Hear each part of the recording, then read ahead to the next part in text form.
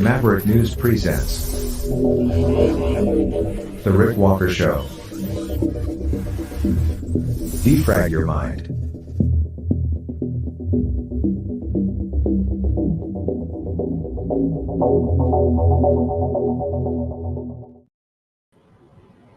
Good evening, everyone. I'm Rick Walker. Welcome back to the Maverick News channel. My apologies for the extended opener this evening.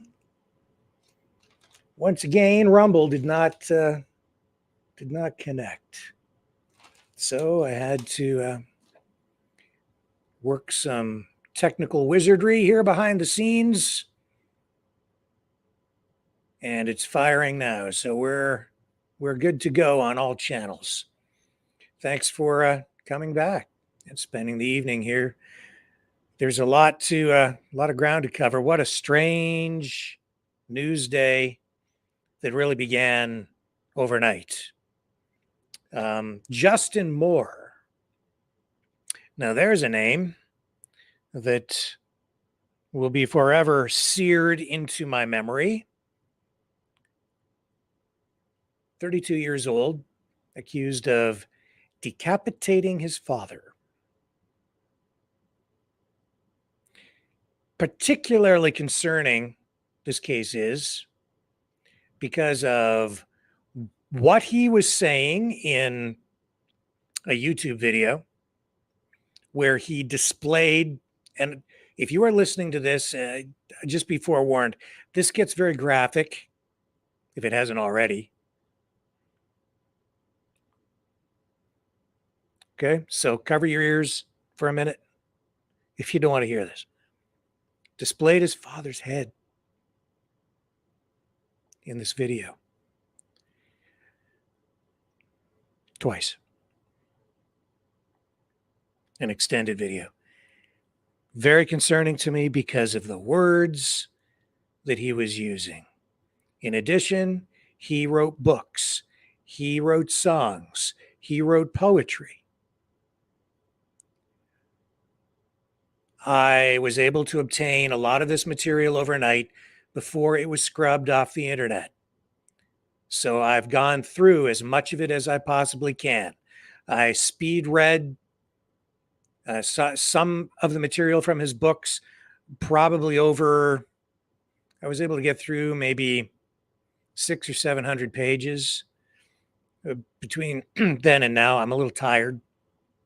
And honestly, when you start digging into this stuff, it starts to screw with your mind. But the disturbing thing for me, folks, is, and this should be a warning to everyone out there tonight, is that the words that he's using, I'm hearing from other people. And I've said this a number of times. There's a pattern here. We'll talk about it more during the program. And I have to be very careful what I share because, one, I want to be responsible. Two, if I reveal too much information, they will ban not just probably, they'll not just take the video down. They'll go much further, these censors. Because, one, they don't want you to be exposed to this mind-twisting information. And two, they don't want you to see it.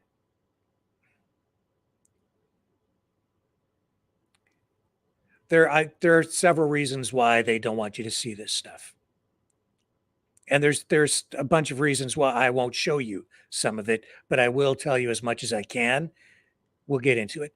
Also, related to this, I think there was a hearing in the Capitol, Washington, today. Social media giants being grilled. Mark Zuckerberg really took it on the chin. Internet safety. The big focus here was on safety for children and the damage that social media has done to people, to families, and mostly to children. This ties in directly to what our last headline story is all about tonight. So we're going to touch on all of that this evening, as well as other top news of the day. Soup Mama, I thought was going to join us on the program tonight live just to give us a quick update. But I'm not sure that that's going to happen this evening because I just received a message saying that she is having some internet difficulties, some trouble keeping a clean feed coming out of wherever she is en route to the Texas border. But I will give you the latest information on what is going on down there. And, I think she has a live feed going from her vehicle. So maybe we can tap into a bit of that to just kind of show you what's going on with that. The convoy heading that way, I'm told, has grown a little bit. So, some interesting developments down there. And two different kinds of narratives being spun up in advance of the convoy arriving down in Eagle Pass, Texas. So we'll get into it. We have other stories lined up for you tonight as well, but those are the two big ones, the three big ones. And that border story, of course, will likely play out as the number one issue over the next year as part of this U.S. presidential election. Don't go away. We'll have it all on the other side.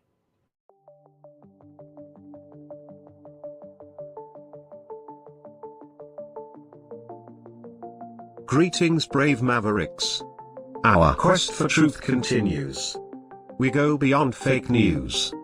Together we expose propaganda. Together we pull others out of rabbit holes. We are maverick thinkers. We are all unique individuals, defenders of individual rights and freedoms, credible, trusted, grounded in reality. Maverick News, Maverick News. Defending free speech, free speech. Donate at freedomreporters.com. Do it now. Tomorrow may be too late. Maverick News. The world is watching.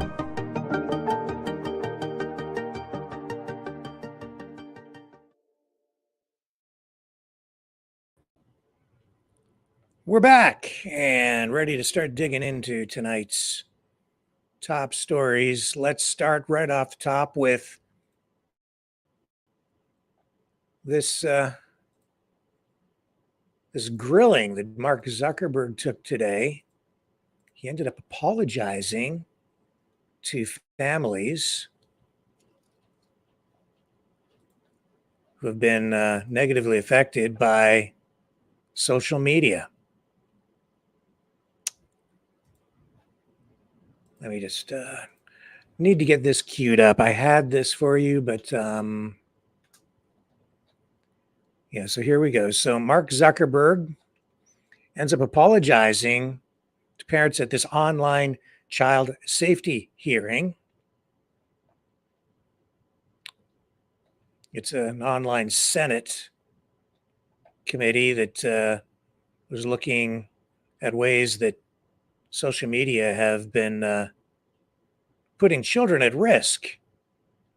So these lawmakers grilled Zuckerberg and the CEOs of TikTok, Discord, X, formerly known as Twitter, and Snap at this Senate Judiciary Committee hearing. It was called a Big Tech and the Online Child Sexual Exploitation Crisis. So, while Zuckerberg was being questioned, parents held up photos of their children. Senators went ahead and questioned the CEOs. Many also wore these blue ribbons that read "Stop Online Harms," passed COSA, referring to the Kids Online Safety Act. That would create what they call a duty of care for social media companies. And of course, right now, they really enjoy immunity from prosecution because they're not viewed under the law as an actual publisher.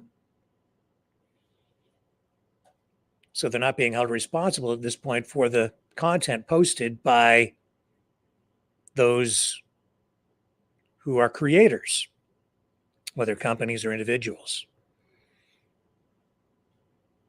But these parents who showed up were visibly upset with Zuckerberg in particular when he entered this hearing room. And he's been under intense scrutiny and criticism over the last few years, especially around the issue of child safety issues on Facebook, Instagram. And it was Senator Josh Hawley that really had Zuckerberg under the gun. Let me bring up the exchange between Hawley and Zuckerberg. Fiery, really, really heavy duty stuff here. Powerful, and Zuckerberg was back on his heels, I'll tell you that. Now, I personally am not a huge fan of this Data the Android clone. Although he was looking a little less Android-like today. His hair just looked a little bit different. And the tone of his skin also a little different. Not that any of that ultimately matters, I suppose.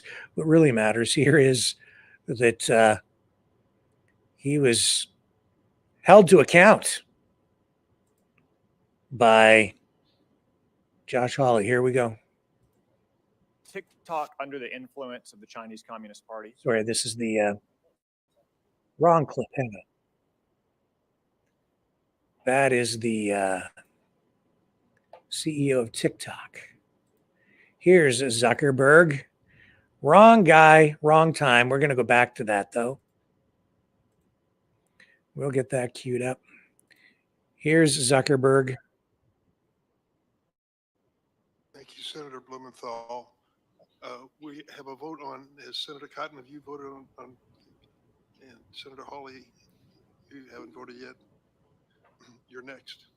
And I don't know how long the vote will be open, but I'll turn over to you. Thank you, Mr. Chairman. Mr. Zuckerberg, let me start with you. Did I hear you say in your opening statement that there's no link between mental health and social media use? Senator, what I said is I think it's important to look at the science. I know it's people widely talk about this as if that is something that's already been proven. And I think that the bulk of the scientific evidence does not support that. Well, really, let me just remind you of some of the science from your own company. Instagram studied the effect of your platform on teenagers. Let me just read you some quotes from the Wall Street Journal's report on this. Company researchers found that Instagram is harmful for a sizable percentage of teenagers, most notably teenage girls. Here's a quote from your own study. Quote, "We make body image issues worse for 1 in 3 teen girls." Here's another quote. Teens blamed Instagram, this is your study, for increases in the rate of anxiety and depression. This reaction was unprompted and consistent across all groups. That's your study. Senator, we try to understand the feedback and how people feel about the services. We can improve. Wait a minute, your own study says that you make life worse for 1 in 3 teenage girls. You increase Senator, anxiety and depression. That's what it says. And you're here testifying to us in public that there's no link. You've been doing this for years. For years, you've been coming in public and testifying under oath that there's absolutely no link. Your product is wonderful. The science is nascent, full speed ahead, while internally, you know full well your product is a disaster for teenagers. Senator, and yet you keep true. right on doing what you're doing. Right? That's not true. That's not true. Let me show you some other facts I know that you're familiar with. Wait a minute. That's not a question. That's not a question. Those are facts, Mr. Zuckerberg. That's not a question. Those aren't facts. Here, let me show you some more facts. Here's some information from a whistleblower who came before the Senate and testified under oath in public. He worked for you. He's a senior executive. Here's what he showed he found when he studied your products. So, for example, this is girls between the ages of 13 and 15 years old. 37% of them reported that they had been exposed to nudity on the platform unwanted in the last 7 days. 24% said that they had experienced unwanted sexual advances they'd been propositioned in the last 7 days. 17% said they had encountered self-harm content pushed at them in the last 7 days. Now, I know you're familiar with these stats because he sent you an email where he lined it all out. I mean, we've got a copy of it right here. My question is, who did you fire for this? Who got fired because of that? Senator, we study all of this because it's important and we want to improve our services. Well, you just told And me I a think second that ago the- you studied it, that there was no linkage. Who did you Senator, fire? Yeah, I said you mischaracterized. the data. 37% of teenage girls between 13 and 15 were exposed to unwanted nudity in a week on Instagram. You knew about it. Who did you fire? Senator, this is why we're building all Who these did you different fire? tools. Senator, I don't think that's. Who did you fire? I'm not going to answer that. Because you didn't fire anybody, right? You didn't take any significant action. It's appropriate to talk about like It's not individual HR appropriate. decisions. Do you know public who's like sitting that. behind you? You've got families from across the nation whose children are either severely harmed or gone, and you don't think it's appropriate to talk about steps that you took? The fact that you didn't fire a I'm single happy person? to- Let me happy ask to you talk this. about Let me the ask you steps this. that we took. Have you If you'd like me to compensated speak. any of the victims? Sorry, Have you compensated any of the victims? These I girls, have you compensated them? don't believe so. Why not? Don't you think they deserve some compensation for what your platform has done? Help with Senator- counseling services, help with dealing with the issues that your services cause? Our job is to make sure that we build tools to help keep people safe. Are you across going our to platform. compensate them? Senator, our job and what we take seriously is making sure that we build industry-leading tools to find harmful To make content, money. take it off the services, To make money. and to build tools that empower parents. So you that help didn't take work with any law. action, you didn't That's take not any true, action, you Senator. didn't fire anybody, you haven't That's not true. compensated a That's single not- victim. that's Let not me what I ask you said. this, let me ask you this. There's families of victims here today. Have you apologized to the victims?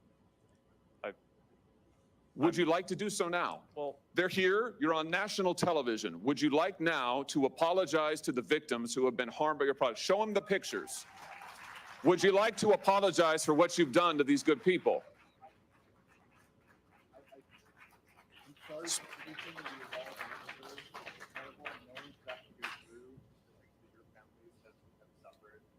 and this is why we invested so much and are going to continue doing industry-leading efforts to make sure that no one has to go through the types of things that your families have had to suffer. You know, why, Mr. Zuckerberg, why should your company not be sued for this? Why is it that you can claim, you hide behind a liability shield, you can't be held accountable? Shouldn't you be held accountable personally? Will you take personal responsibility? Senator, I think I've already answered this. I mean, these Well, are try serious this again. issues. Will you take personal responsibility? Senator, I view my job and the job of our company as building the best tools that we can to keep our community safe. Well, you're failing at and that. well, Senator, we're doing an industry-leading effort. We build Oh, AI tools that nonsense. Your product is killing people. Will you personally commit to compensating the victims? You're a billionaire. Will you commit to compensating the victims? Will you set up a compensation fund with Senator, your I money? think these are With your money? complicated- Senator, these are complicated Yes, no, issues. that's not a complicated question, though. That's a Senator, yes or no. this is- Will you set up a victims' compensation fund with your money? The money you made on these families sitting behind you? Yes or no? Senator, I don't think that's my job is to Sounds make sure like a we build no. good tools. My Sounds job like a is no. to make sure that Your job is to be responsible for what your company has done. You've made billions of dollars on the people sitting behind them. Are you here? You've done nothing to help them. You've done nothing to compensate them. You've done nothing to put it right. You could do so here today, and you should. You should, Mr. Zuckerberg. Before my time expires, Mr. Chu, let me just ask you, your platform, why should your platform not be banned in the United States of America? This is the CEO of You are TikTok. owned by a Chinese communist company or a company based in China. The editor-in-chief of your parent company is a Communist Party secretary. Your company has been surveilling Americans for years. According to leaked audio from more than 80 internal TikTok meetings, China-based employees of your company have repeatedly accessed non-public data of United States citizens. Your company has tracked journalists improperly gaining access to their IP addresses, user data, in an attempt to identify whether they're writing negative stories about you. Why should your platform is basically an espionage arm for the Chinese Communist Party? Why should you not be banned in the United States of America? Senator, I disagree with your characterization. Many of what you have said, we have explained in a lot of detail. TikTok is used by 170 million Americans. I who know, and every create single love. one of those Americans are in danger from the fact that you track their keystrokes, you track their app usage, you track their location data, and we know that all of that information can be accessed by Chinese employees who are subject to the dictates of the Chinese Communist Party. Why should you not be banned in this country? Senator, that is not accurate. A lot of what you describe we collect, we don't. It is 100% accurate. Do you deny that repeatedly Americans' data has been accessed by ByteDance employees in China? We built a project that cost us billions of dollars to stop that, and we have made a lot of progress. And it hasn't been stopped. According to the Wall Street Journal report from just yesterday, even now, ByteDance workers, without going through official channels, have access to the private information of American citizens. I'm quoting from the article, private information of American citizens, including their birth date, their IP address, and more. That's now. Senator, as we know, the media doesn't always get it right.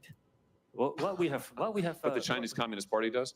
I'm not saying that. What I'm saying is that we've spent billions of dollars to build this project. It's rigorous, it's robust, it's unprecedented, and I'm proud of the work that the 2,000 employees are doing to protect the data. But it's not protected. That's the problem, Mr. Chu. It's not protected at all. It's subject to Communist Chinese Party inspection and review. Your app, unlike anybody else sitting here, and heaven knows I've got problems with everybody here, but your app, unlike any of those, is subject to the control and inspection of a foreign hostile government that has actively trying to track the information of whereabouts of every American that they get their hands on. Your app ought to be banned in the United States of America for the security of this country. Thank you, Mr. Chairman. Senator Hirono. Thank you, Mr. Chairman. As we've heard, children face all sorts of dangers when they use social media, from mental health harms to sexual exploitation, even trafficking. Sex trafficking is a serious problem in my home state of Hawaii, especially for Native Hawaiian victims. That social media platforms are being used to facilitate this trafficking, as well as the creation and distribution of C-scam is deeply concerning, but it's happening. For example, several years ago, a military police officer stationed in Hawaii was sentenced to 15 years in prison for producing C-scam as part of his online exploitation of a minor female. He began communicating with this 12-year-old girl through Instagram. He then used Snapchat to send her sexually explicit photos and to solicit such photos from her. He later used these photos to blackmail her. And just last month, the FBI arrested a neo-Nazi cult leader in Hawaii who lured victims to his Discord server. He used that server to share images of extremely disturbing child sexual abuse material interspersed with neo-Nazi imagery. Members of his child exploitation and hate group are also present on Instagram, Snapchat, X, and TikTok, all of which they use to recruit potential members and victims. In many cases, including the ones I just mentioned, your companies played a role in helping law enforcement investigate these offenders.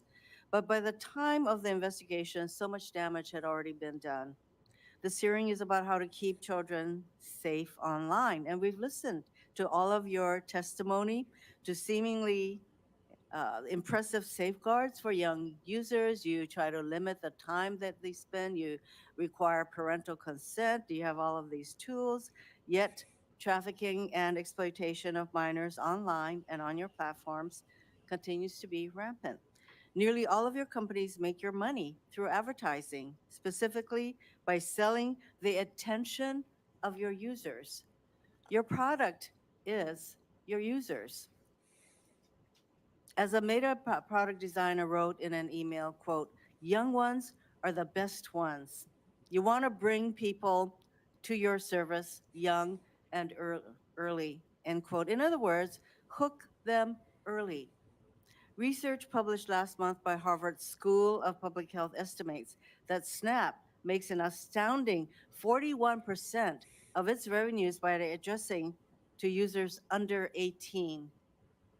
With TikTok, it's 35%. 7 of the 10 largest Discord servers, attracting many paying users, are for games used primarily by teens, by children. All this is to say that social media companies, yours and others, make money by attracting kids to your platforms. But ensuring safety doesn't make money, it costs money. If you are going to continue to attract kids to your platforms, you have an obligation to ensure they are safe on the platforms, because the current situation is untenable. That is why we're having this hearing. But to ensure safety for our children, that costs money.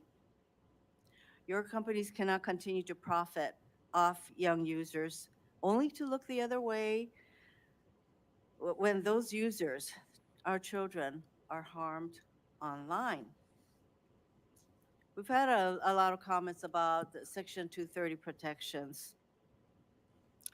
And I think we are definitely heading in that direction. And some of the 5 bills that we have already passed out of this committee talks about limiting the liability protections for you.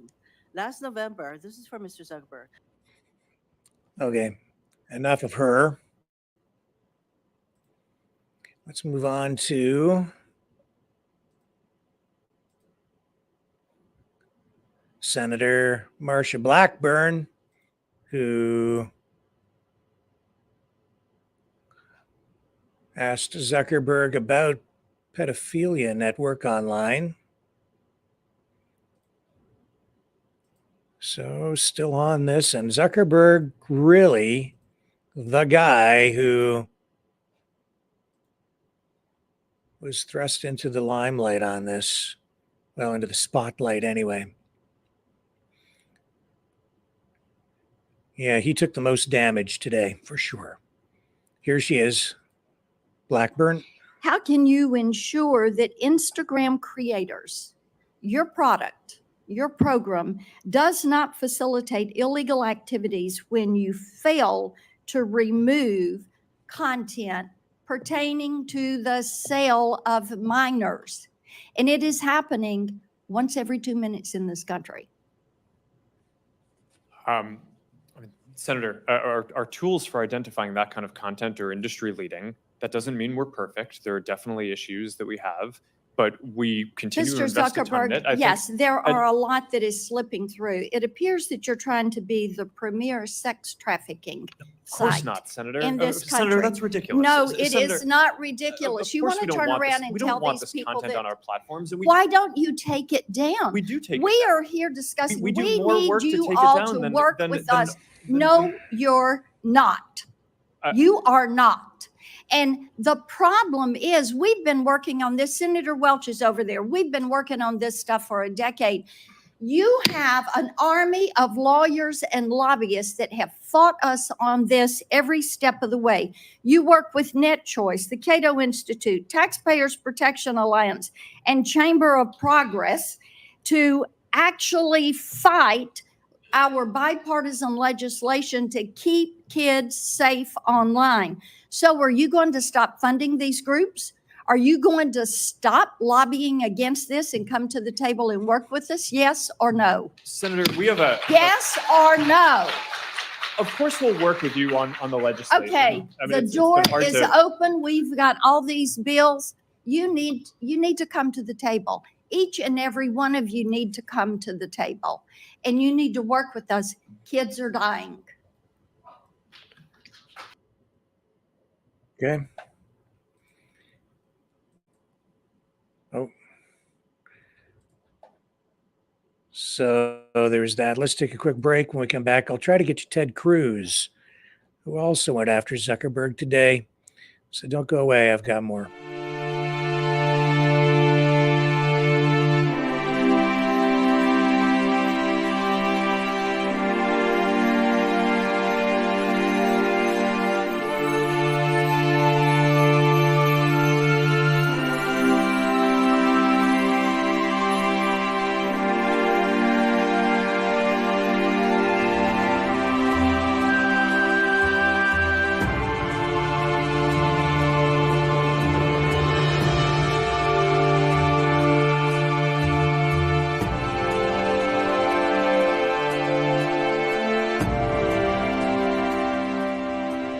Maverick News. The world is watching.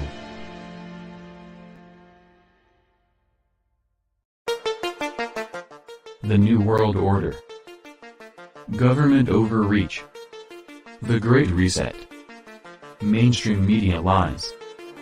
Now more than ever, independent voices are needed.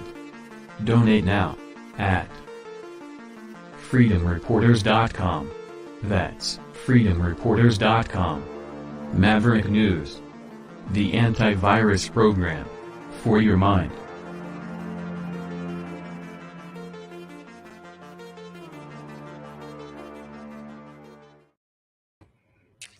Okay, and as promised, here's Ted Cruz. In June of 2023, the Wall Street Journal reported that Instagram's recommendation systems were actively connecting pedophiles to accounts that were advertising the sale of child sexual abuse material. In many cases, those accounts appeared to be run by underage children themselves, often using code words and emojis to advertise illicit material. In other cases, the accounts included indicia that the victim was being sex trafficked. Now, I know that Instagram has a team that works to prevent the abuse and exploitation of children online. But what was particularly concerning about the Wall Street Journal expose was the degree to which Instagram's own algorithm was promoting the discoverability of victims for pedophiles seeking child abuse material. In other words, this material wasn't just living on the dark corners of Instagram. Instagram was helping pedophiles find it by promoting graphic hashtags, including hashtag pedwhore and hashtag preteen sex to potential buyers. Instagram also displayed the following warning screen to individuals who were searching for child abuse material. These results may contain images of child. You gave users two choices: get resources or see results anyway. Mr. Zuckerberg, what the hell were you thinking? All right, Senator.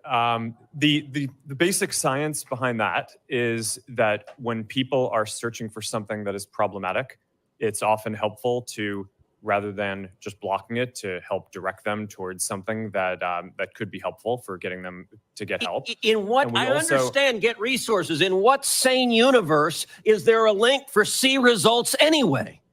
Well, because we might be wrong. We try to trigger this warning, or we tried to, when we think that there's any chance that the results. Okay, you might be wrong. Let me ask you, how many times was this warning screen displayed? I don't know, but the you don't know. Why don't you know? I don't know the answer to that off the top of my head.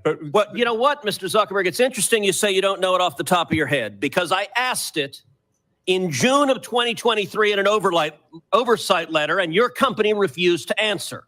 Will you commit right now to within 5 days answering this question for this committee? We'll follow up on that. Is that a yes? Not a will follow up. I know how lawyers write statements saying we're not going to answer. Will you tell us how many times this warning screen was displayed? Yes or no? Senator, I'll personally look into it. I'm not sure if we have. Okay, so you're refusing to answer that. Let me ask you this. How many times did an Instagram user who got this warning that you're seeing images of child sexual abuse, how many times did that user click on see results anyway? I want to see that. Senator, I'm not sure if we stored that, but I'll personally look into this and we'll follow up after. And what? Yep.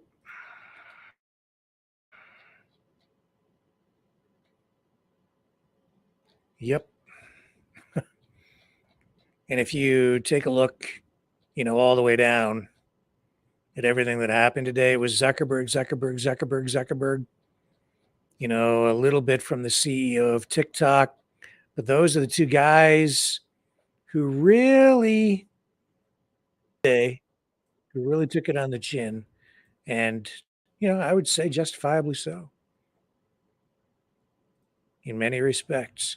Difficult to run a social media platform because you don't create the content. You have to monitor what everybody is doing. And here's the thing. I know that a lot of you out there tonight are cheering as these guys are being held accountable. And yet at the same time, we're all sitting around night after night complaining about censorship. And then today, as a result of this, we're likely to get more censorship. In this particular case, I have to say, I'm not really opposed to it because I'm for free speech, not for a malicious speech or for the creation of content that is created with the intent of harm to other people. So, I don't think the solutions are really that difficult, at least in terms of deciding where to draw the line.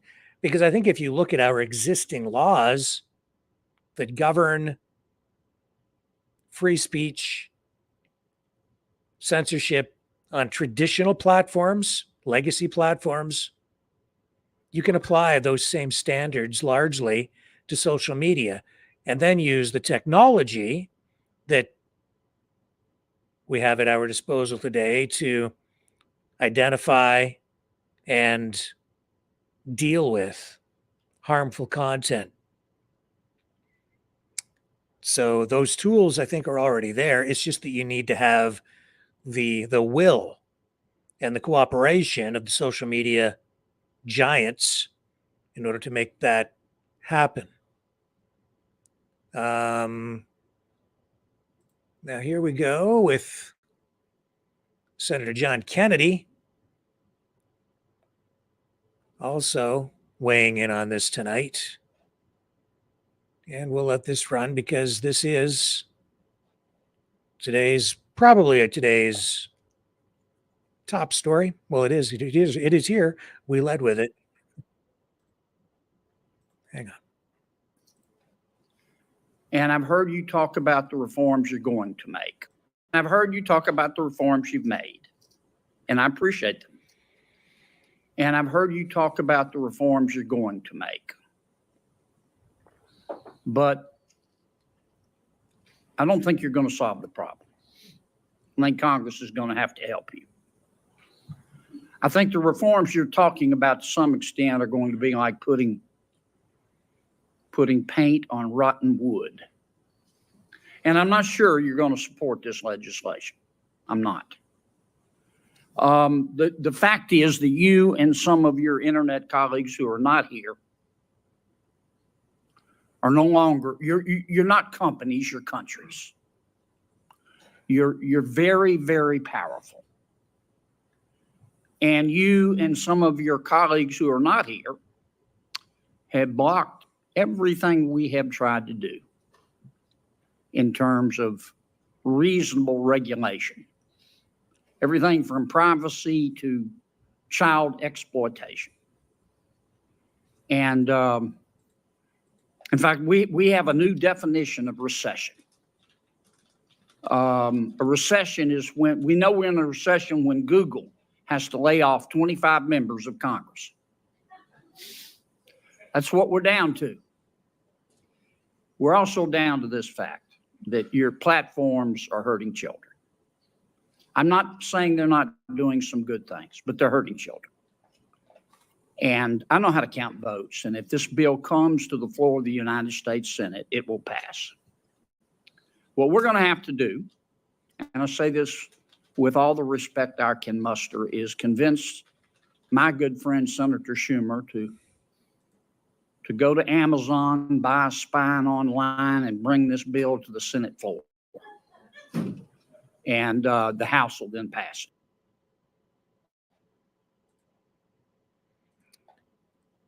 Yeah. Senator John Kennedy. And then we do have this with the CEO of TikTok And this is not specifically so much about, well, just listen to this exchange here. You know, in the case of TikTok, a lot of concerns about national security again, and corruption, I would say. Just follow the money, follow the power. And here we go. Influence of the Chinese Communist Party? No, Senator, we are a private business. Okay, so you can see that your parent, ByteDance, is subject to the 2017 national security law, which requires Chinese companies to turn over information to the Chinese government and conceal it from the rest of the world. You concede that, correct? Senator, the Chinese Yes or no business, question, you conceded it early. any company that does, any global business that does business in China has to follow the local Okay. laws. Isn't it the case that ByteDance also has an internal Chinese Communist Party committee? Like I said, all businesses that operate in China have to follow the local law. So your parent company is subject to the national security law that requires it to answer the party. It has its own internal Chinese Communist Party committee. You answer to that parent company, but you expect us to believe that you're not under the influence of the Chinese Communist Party? I understand this concern, Senator, which is why we built Okay, it was, Project it Texas. was a yes or no question. Okay. But you used to work for ByteDance, didn't you? You were the CFO for ByteDance? That is correct, Senator. In April 2021, while you were the CFO, the Chinese Communist Party's China Internet Investment Fund purchased a 1% stake in ByteDance's main Chinese subsidiary, the ByteDance Technology Company. In return for that so-called 1% golden share, the party took one of 3 board seats at that subsidiary company. That's correct, isn't it? It's for the Chinese business. Is that correct? It's for the Chinese business, yes. That deal was finalized on April 30th, 2021. Isn't it true that you were appointed the CEO of TikTok the very next day on May 1, 2021? Well, it's a coincidence. It's a coincidence that you were the CFO, Senator, that the Chinese Communist Party took its golden share in its board seat, and the very next day you were appointed the CEO of TikTok? That's a hell of a coincidence. It really is, Senator. Yeah, it is. Okay. And before ByteDance, you were at a Chinese company called Xiaomi, is that correct? Yes, I used to work around the world. Where did you live when you worked at Xiaomi? I lived in China, like many expats. Where exactly? In Beijing, in China. How many years did you live in Beijing? Senator, I worked there for about 5 years. So you lived there for 5 years? Yes. Isn't it the case that Xiaomi was sanctioned by the United States government in 2021 for being a communist China military company? I'm here to talk about TikTok. I think they then had a lawsuit and it was overturned. I can't remember the details. No, it's another it was company. the Biden administration that reversed those sanctions, just like, by the way, they reversed the terrorist designation on the Houthis in Yemen. How's that working out for them? But it was sanctioned as a Chinese communist military company. So you said today, as you often say, that you live in Singapore. Of what nation are you a citizen? Singapore. Are you a citizen of any other nation? No, Senator. Have you ever applied for Chinese citizenship? Senator, I served my nation in asking- Singapore. No, I did not. Do you have a Singaporean passport? Yes, and I served my military for two and a half years in Do you Singapore. have any other passports from any other nations? No, Senator. Your wife is an American citizen. Your children are American citizens. That's correct. Have you ever applied for American citizenship? No, not yet. Okay. Have you ever been a member of the Chinese Communist Party? Senator, I'm Singaporean. No. Have you ever been associated or affiliated with the Chinese Communist Party?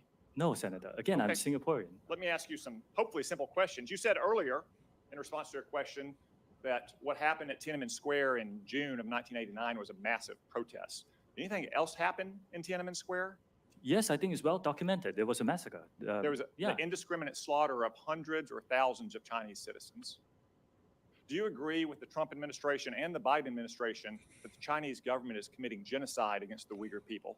Senator, I've said this before. I think it's really important that anyone who cares about this topic or any topic can freely express themselves on TikTok. It's a very simple question that unites both parties in our country and governments around the world. Is the Chinese government committing genocide against the Uyghur people? Senator, anyone, including, you can come into TikTok and talk about this topic. I'm asking you, or yes any or no. topic You that are a matters to you. worldly, cosmopolitan, well-educated man who's expressed many opinions on many topics. Is the Chinese government committing genocide against the Uyghur people? Actually, Senator, I talk mainly about my company, and I'm here to talk about what yes or TikTok no? does. Yes or no? You're here to give testimony that's truthful and honest and complete.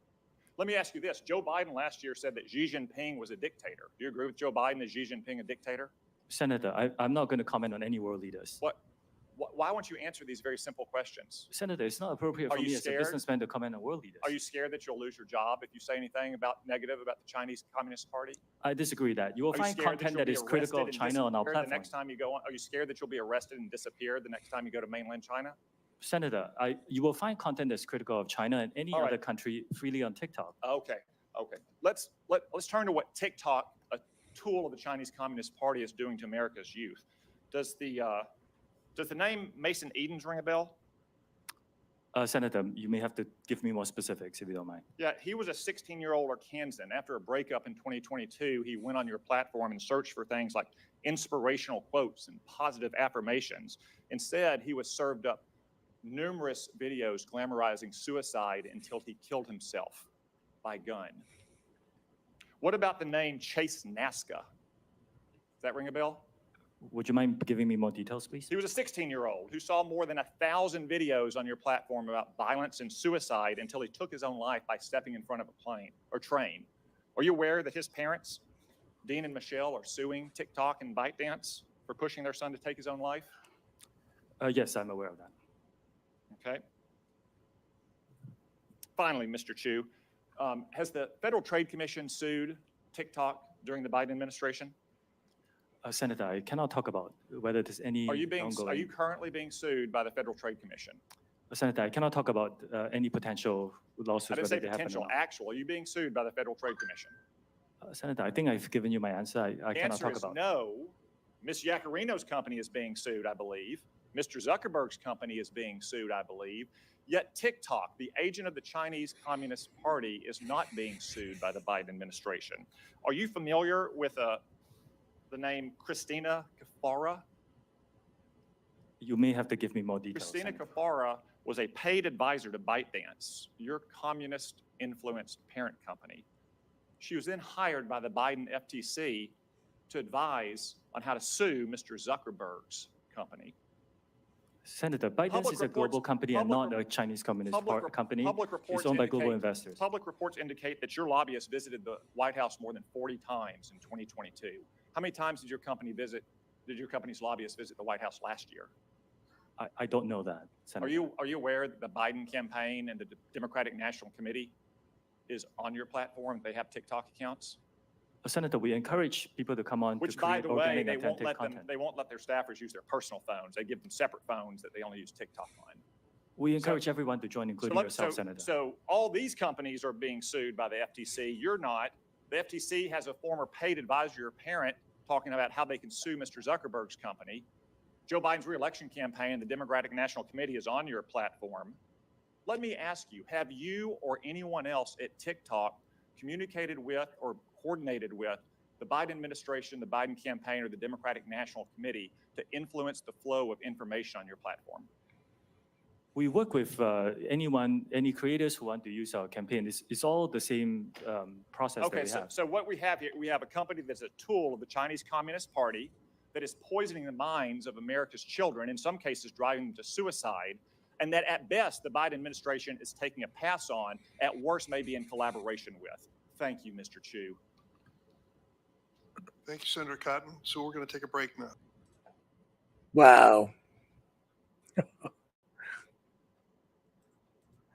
That did not go well for Mr. Chu. I'll be right back.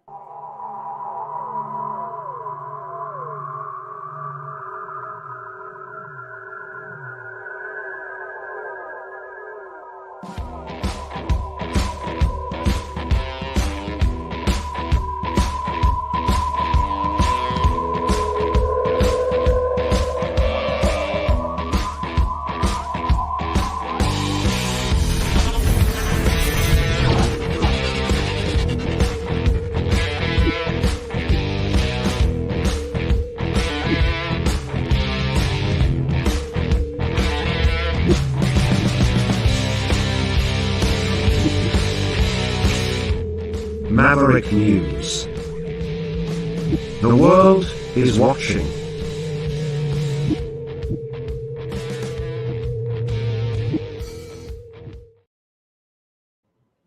Okay, so that's what was going down there.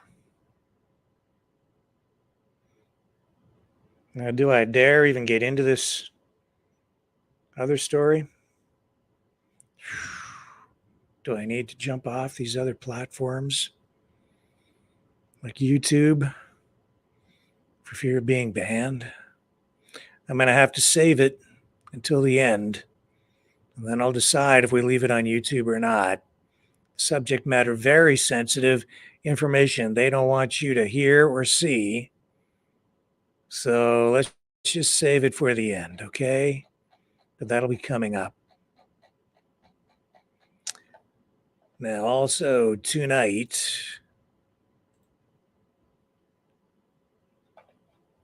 let's dip in and let's see if we can get a feed with Soup Mama.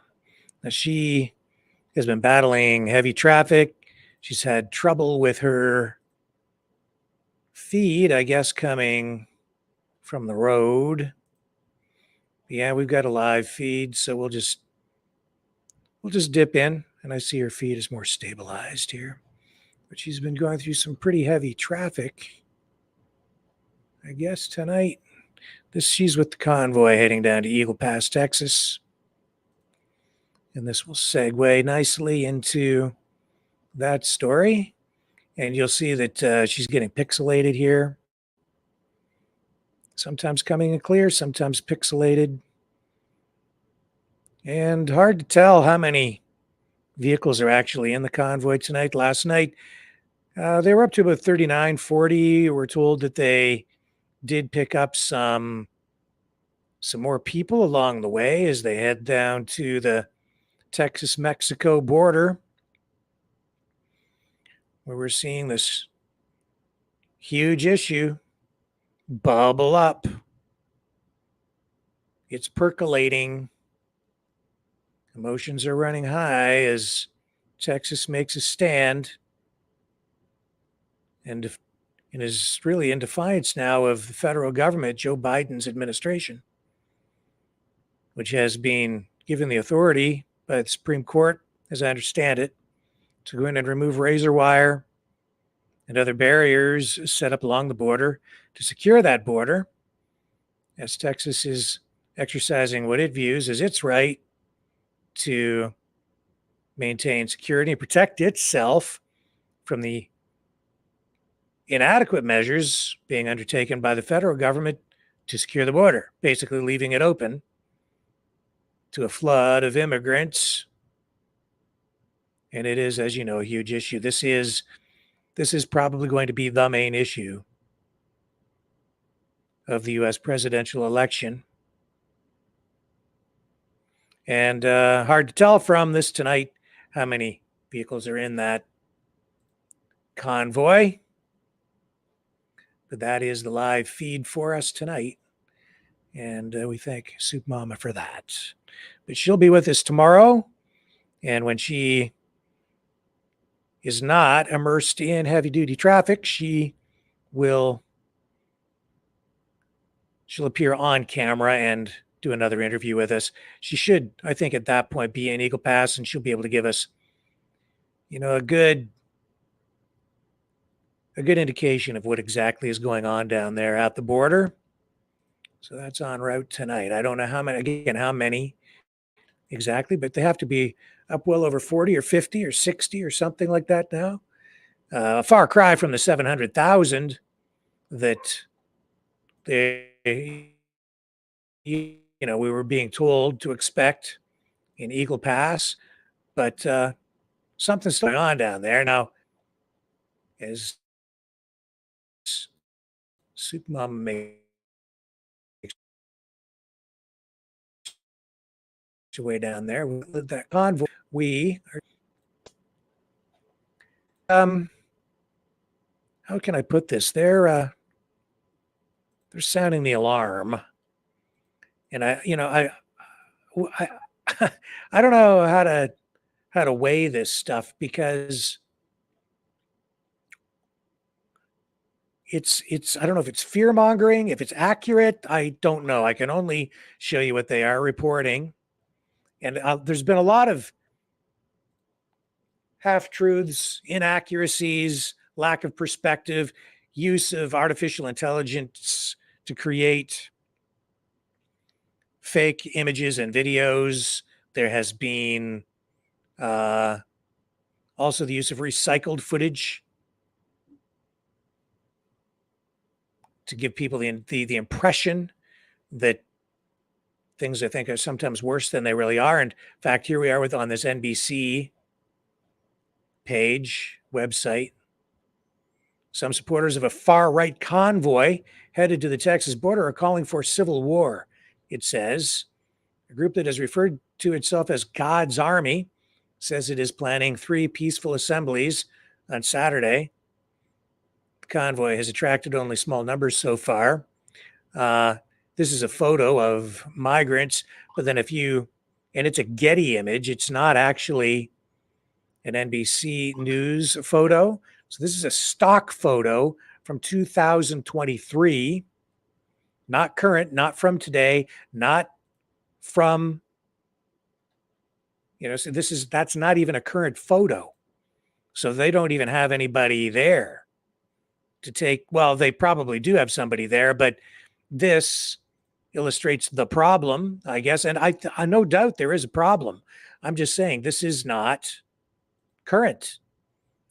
And if it's that bad, I don't know if there's something going on. Like, why can't they show us what's going on today if they have people on the ground?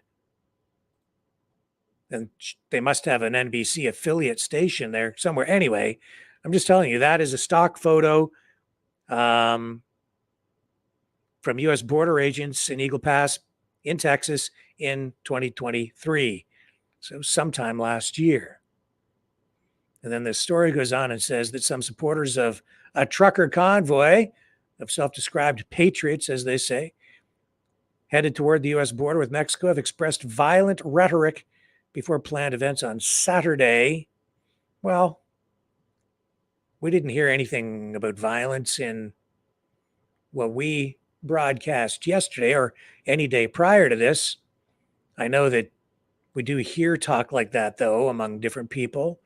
And yeah, I mean, there is all this talk about a last stand and, the reference to God's Army and stuff like that. I have heard that. You can take that in a variety of ways, I guess. Organizers of the group are stressing nonviolence. That's what we heard yesterday. It says that right there, as they struggle to organize a convoy of the size they bragged about and assure their conspiracy-minded fellow right-wingers that this isn't all just a big government setup. And this is specifically referring to the convoy that I think the Peace Mama, or rather Soup Mama's in. The Take Our Border Back events have been advertised online as peaceful assembly and prayer. The organizers, who refer to themselves as We the People and God's Army, have put out a call for all active and retired law enforcement and military, veterans, mama bears, elected officials, business owners, ranchers, truckers, bikers, media, and law-abiding, freedom-loving Americans to join them at events planned for 3 locations on Saturday, Eagles Pass, Texas.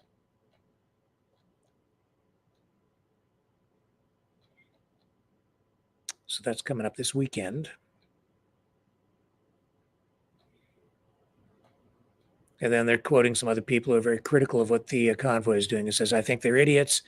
This person says Sachs, a set of people posting calls for violence. They're stupid. They're stupid Americans. They're stupid people. I mean, it's clear if you go to our website with the messages, these are peaceful assemblies. This is actually somebody responding to the people concerned about them. Because this person involved with the convoy being quoted says, and they're from California, says that the group is not looking for confrontations and that the government or migrants with government or migrants, and that anyone suggesting otherwise on the Telegram channels was not listening to what he said was a clear message coming from the top. Now, I have seen other reports of militia groups heading down there, but that's not part of this convoy. And I don't know if those militia groups will actually show up or if they're down there already. That was on, might have been a Fox News report. So you have different people doing different things, different groups doing different things. What will happen when it all comes together? I'm not sure. What the purpose is of, even Canadians that are heading down there, what are they going to do when they get there? I don't know. This is a political thing. This is a divide being created within the National Guard because of a jurisdiction issue over who has jurisdiction over the border. If the federal government isn't doing its job in defending the country by stemming the tide of illegal immigration, not upholding the law and the rule of law, then does the state have the right to step in, as Governor Abbott believes they do, to secure the border and protect the state? And then we're seeing that there are some people who think this could lead to the separation of Texas from the United States, the creation of an independent Texas. And that's a viable thing. I think the GDP of Texas is around 1.3 trillion, just the state of Texas alone. They have the oil, and I think it's bigger. I think their GDP is bigger than Mexico's. $1.88 trillion is Mexico's GDP. And Mexico is 1.2. I had it backward. 1.88 trillion for Texas gross domestic product. Their economy is bigger, just the state of Texas, than the entire country of Mexico. Yeah. And then you get the Biden regime off the back of Texas.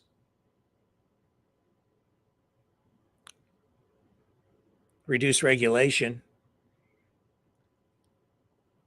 Open up that spigot. Turn on the taps. Let the oil start to flow. And Texas could become even more prosperous. So they have the energy. They have the money. They have... that would give them the power. And then we saw that Russian lawmaker say that he was offering to help Texas take the necessary steps to achieve independence. You're seeing 25 other states say that they're backing Texas up. That's leading some to think that this might actually lead to some sort of a civil war with the country breaking up.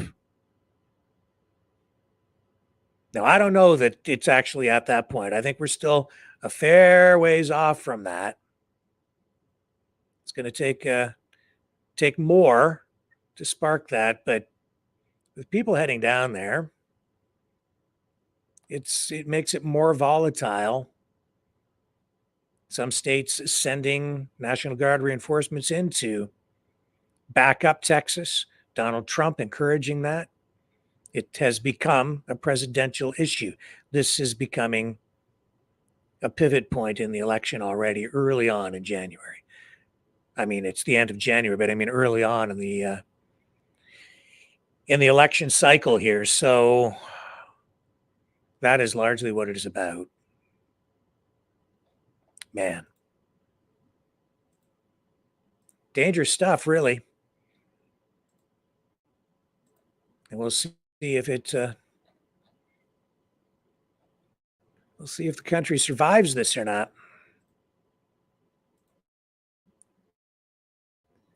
I'm just not sure. I think it's more serious than a lot of people realize, but not as serious as other people on the other side would make it out to be.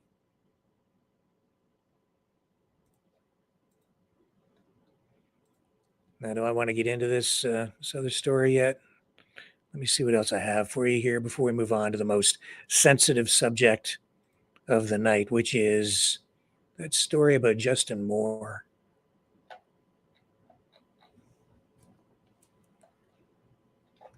The guy who is accused of, Justin Mohn, accused of decapitating his father. Oh, yes, Elon Musk today. This week, what did we report? Neuralink implanted the first Neuralink chip into a human being, connecting it directly to a human being's brain. The human is still alive and recovering well. And as I said, oh, that was just Tuesday. That was just yesterday. No big deal. And now, today, to follow up, Elon Musk went for a walk with Optimus, an AI, artificial intelligence powered robot. Again, no big deal. It's just Wednesday. Here's a little video of Optimus going for a stroll.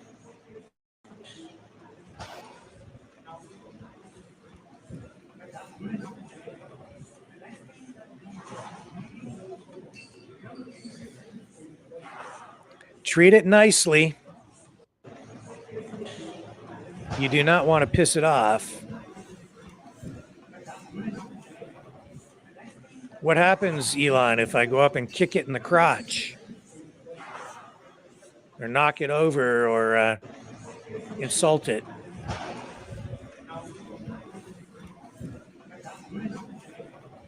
So there's Optimus just out for a little stroll, taking in the world like an infant, soaking up information like a sponge and learning from it. Now, that same robot, I think it was the same one. It might, maybe they have more than one. They probably have a whole army of them they haven't told us about at this point. But Elon did another demonstration and told the robot, fold a shirt, and it folds this shirt perfectly. It learned how to do it. I can't fold a shirt nicely. Not that I need a job folding shirts. I wouldn't probably enjoy it. I could learn, but not as quickly as the robot. That's Wednesday. Okay, so what are we going to have for Thursday? Skynet becomes self-aware. Thursday. Might happen faster than we expect. Man. Are you scared yet? I am. Just a little bit. But I'm not running away. You know, I think that honestly, that is where a lot of us make a mistake. And I think that's also at the hard part of the problem with the social media problem is that, you know, people, when confronted with fear, a lot of people will run. You know, you get that fight or flight thing happening. And so when people become afraid, what would they do? Like when given the idea of like a third world war or society falling apart, I listen to people and automatically they say, well, I've got my bug out bag and I'm going to run into the woods and I don't know what, build a lean-to and cook and take your pack of hot dogs and have a little camp out until the nuclear holocaust blows over. Well, I think people kind of do the same thing online. We're bombarded with negative messaging. We are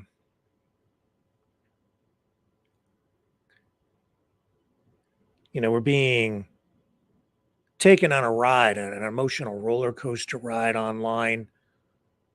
Facebook was especially bad for it, less so now that news content in Canada is no longer available. I can't even post content on Facebook now because we're a news operation.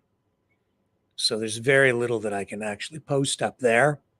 But they would get you all upset, right? And then or show you stuff that you like for a while and then get you something that would get you really angry. And then of course you get that fight or flight instinct that kicks in, and then you respond online. You respond to that comment.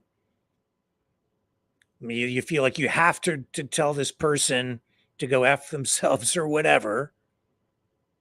And that's the equivalent of fight or flight. So it's like fight, but then I think people kind of run off into the woods and they hide behind their keyboard. And then I think too, they sit out there but you really can't get into the woods when you stay online. So you continue to get bombarded with this information, flooded with it. And then you end up going down rabbit holes, down side roads where you're being directed, and they keep feeding you information based on the algorithm, information that they know is of interest to you, information that they know is getting a response out of you to keep you engaged on the platform, feeding into your emotions, right? And I think that's where a lot of the trouble is. You can't really, you think you're escaping sometimes. You're going to hit this person with a comment, insult them or rebut what they say or whatever, and then back off, like retreat. But you really can't retreat because it's the social media platform itself that keeps hitting you with the message. So the references to those kids who have been suffering online, that one kid that they referenced who ended up committing suicide, we're told in that commentary that they were subjected to over 1,000 videos repeating messaging about suicide. 1,000 messages. You know, with television, knowing what I know about media, in order to get people to take action on an advertisement, the rule of thumb is that you need at least 3 to 5 impressions. Subject someone to the same commercial 3 to 5 times in order to get them, on average, to take action on the commercial. That's the average. Some people sooner, some people don't respond at all. But if you want an ad campaign to be effective, you have to hit your potential customers 3 to 5 times with the same message in order for them to take action. 1,000 times can break someone's will. 1,000 times can break someone's mind. Now, I don't have a study in front of me to back that statement up. But I think common sense would tell you that that would be the case.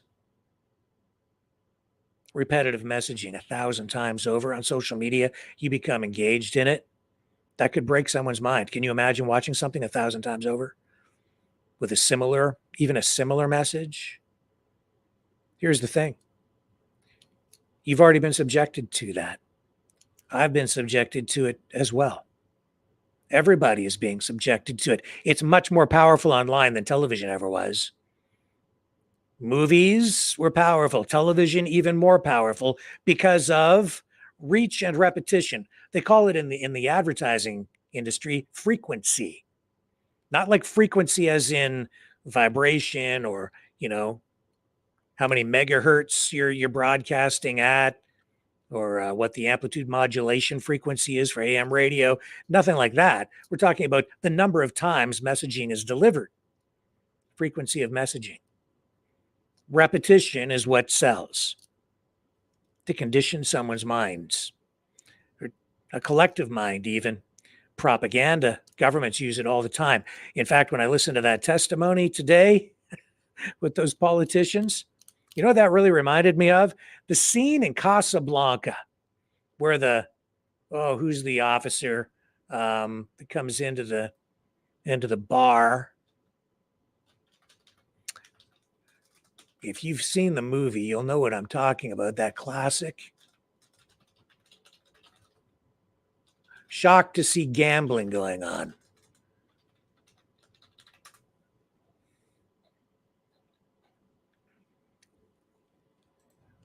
Yeah, Captain Renault, okay? the officer. He comes in, he says, I'm shocked to find that gambling is going on in here. And of course, he knows the gambling is going on, and because he's been participating in it. And then I think in the scene, he actually reaches down when all the chaos is going on and takes some of the money and stuffs it in his jacket, if I recall correctly. It's been a while since I've seen the film. Yeah, shocked to see that gambling is going on in here. Those politicians know full well what's going on. Government is directly involved in social media.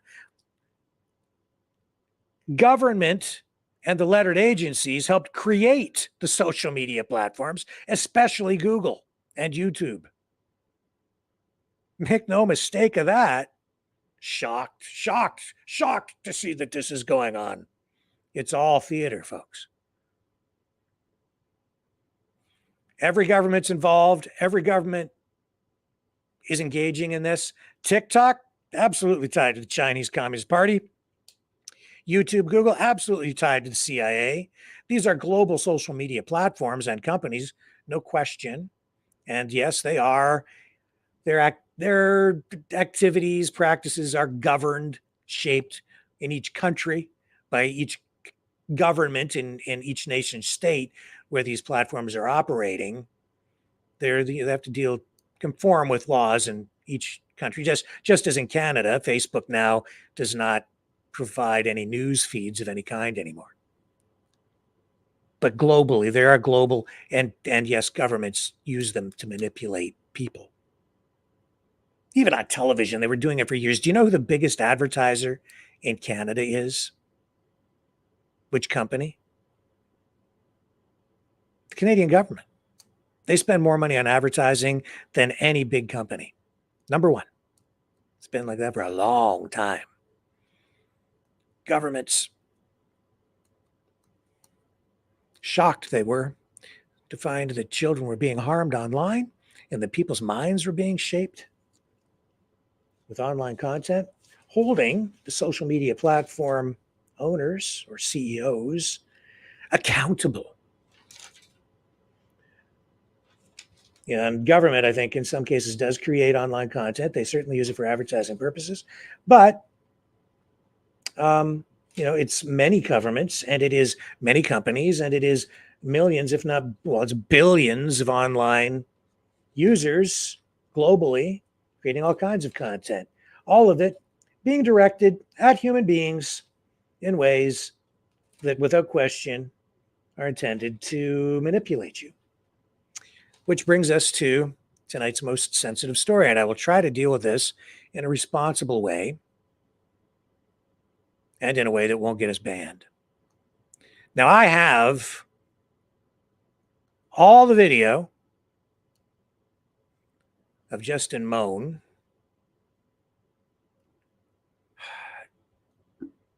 from last night. I'm not going to show it to you because, one, it will get us banned because it's been scrubbed from the internet. I have a copy of it.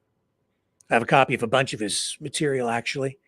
So I've been, studying it again, and I'm very, very disturbed, very concerned for you tonight, for everyone, because what I'm seeing is a pattern, and I'm seeing danger. I'll explain when I come back.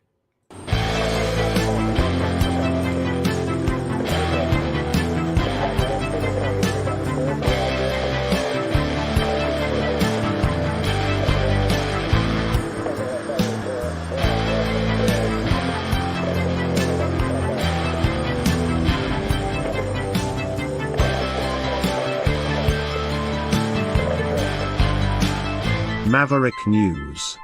Fighting for freedom. Okay.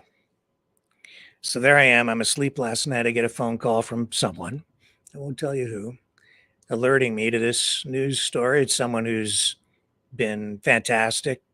They help actually in the background to kind of keep me up to date on a lot of news stories that I otherwise might miss simply because the volume of information that's flowing all the time is difficult to keep up with. But last night, there I am. I'd just fallen asleep for about a half an hour.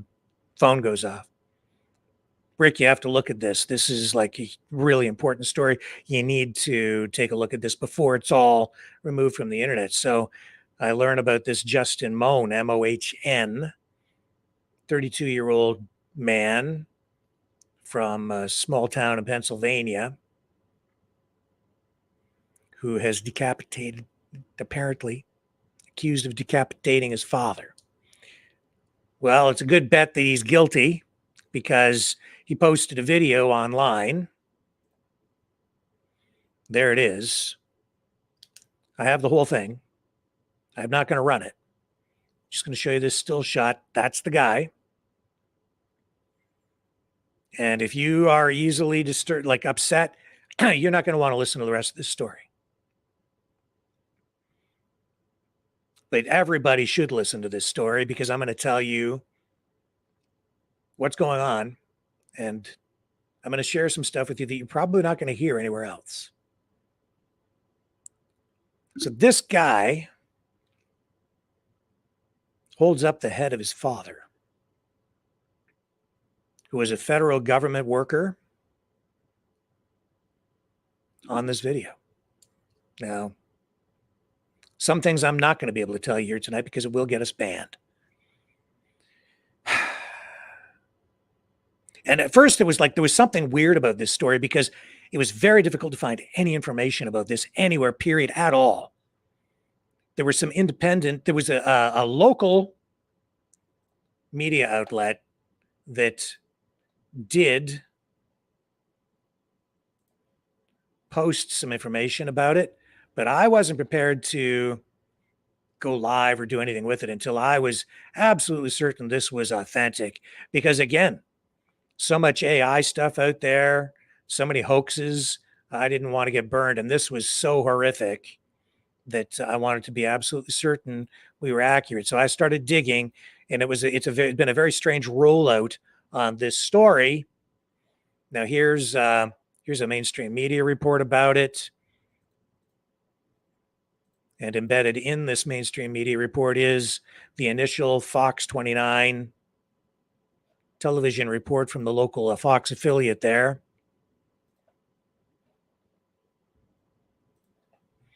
This is from The Sun. Suspicious death investigation in Bucks County, Pennsylvania, in Middletown Township Police. And here, I'll run this so you can just kind of tease up the beginning of the story for you. I'm not going to comment on the manner of death right now. I'll just say that he's deceased. There's a person of interest. That person's located and detained. And I think the neighborhood can rest easy because I think they were a little uneasy for a while before they knew where the person of interest was. I'm not going to comment on the manner of death right now. I'll just say that he's deceased. Okay. So they repeat the audio here, and that's image of the police at the home where the deceased was found. And headline here is Work of Satan. Justin Mohn, 32, published eerie book about Kingdom of Darkness before he decapitated dad and showed off head in video. Goes on and says, Mohn wrote that Americans must choose between losing their freedom and killing their family members.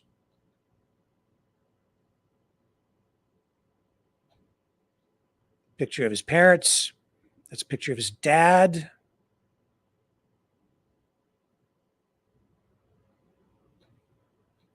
And there's a picture of one of the books that Justin Mohn wrote. And another image of Justin Mohn, mugshot.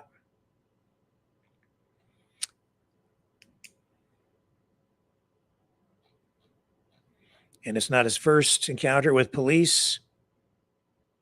He's been known to police, as the saying goes, for about a decade. Worked at an insurance company, Progressive, for about a year. Got fired. The thing is, the wording, the language that I came across with Justin Mohn, I've heard it all before. over the past year in particular. And that is what concerns me the most. Because this language I'm hearing from people around me, exact phrases, exact same language, same words, same ideas. A lot of it is, of course, stuff that is political, but there's something going on. And I did read, I got through one of the books entirely that he wrote. Let me show you. This is on the Maverick News website tonight.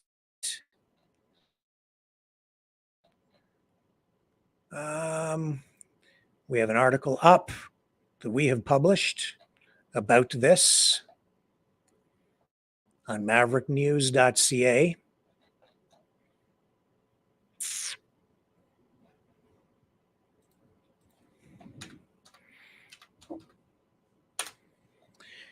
And I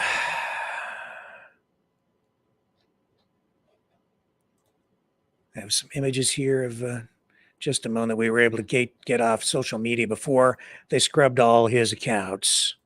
You will not find very much out there now at all. But here it is. Justin Mohn on the mavericknews.ca website. This is our article. I wrote this about 14 hours ago with content provided by Maverick News contributors. And, Justin Mohn, police say man decapitates father, calls on militias for protection. The timing on this is also of concern because we have this whole situation at the border. We have a convoy rolling down there, and he is making specific references to these issues in his video. This last video that he made. And there are references to these issues in his art, in his music. He wanted to be a musician. In his books, in his poetry. 32 years old. There he is. Some sort of a jacket, colorful, bold, because he fancied himself some sort of a musician. I can tell you this, I found some of his music online, and this guy was delusional because his music was terrible. He's basically tone deaf. And he was out there trying to make his mark on the world, playing guitar, singing with a band, and it's just god-awful. Terrible, terrible, terrible, and he'd been at it for quite a while. So he was arrested about 2 hours away from where the body of his father was found, the decapitated body. And he was arrested about 2 hours away near Fort Indian Town, Gap in Lebanon County, according to police. Police are continuing to investigate this. And he did post this graphic video on YouTube displaying the severed head. And then in this video, which I will not run because, it's going to be a problem, I'm going to tell you kind of what it is that he talks about in here that is of concern to me tonight. And I'll tell you why. It's because, well, first of all, ask yourself this. What are some of the things that concern you and are top of mind when it comes to your country, your future? And then listen to what some of the things that he said. Think if it doesn't just mesh in with what you've been bombarded with. Militias, armed militias, the need to use them. He, in his mind, came up with this idea that he was the commander of Mohn's militia and was the commander of a national network of militias. We see militias going to the U.S. border, and I'm not trying to conflate one with the other. What I'm saying is there's something going on with this guy's mind. He's not mentally stable, obviously. And, but something set him off. Something makes somebody like that? Now, you might think that you're born that way, but I'm seeing a pattern here where people who are vulnerable are being manipulated because the exact same ideas are coming to light. They're coming to the surface.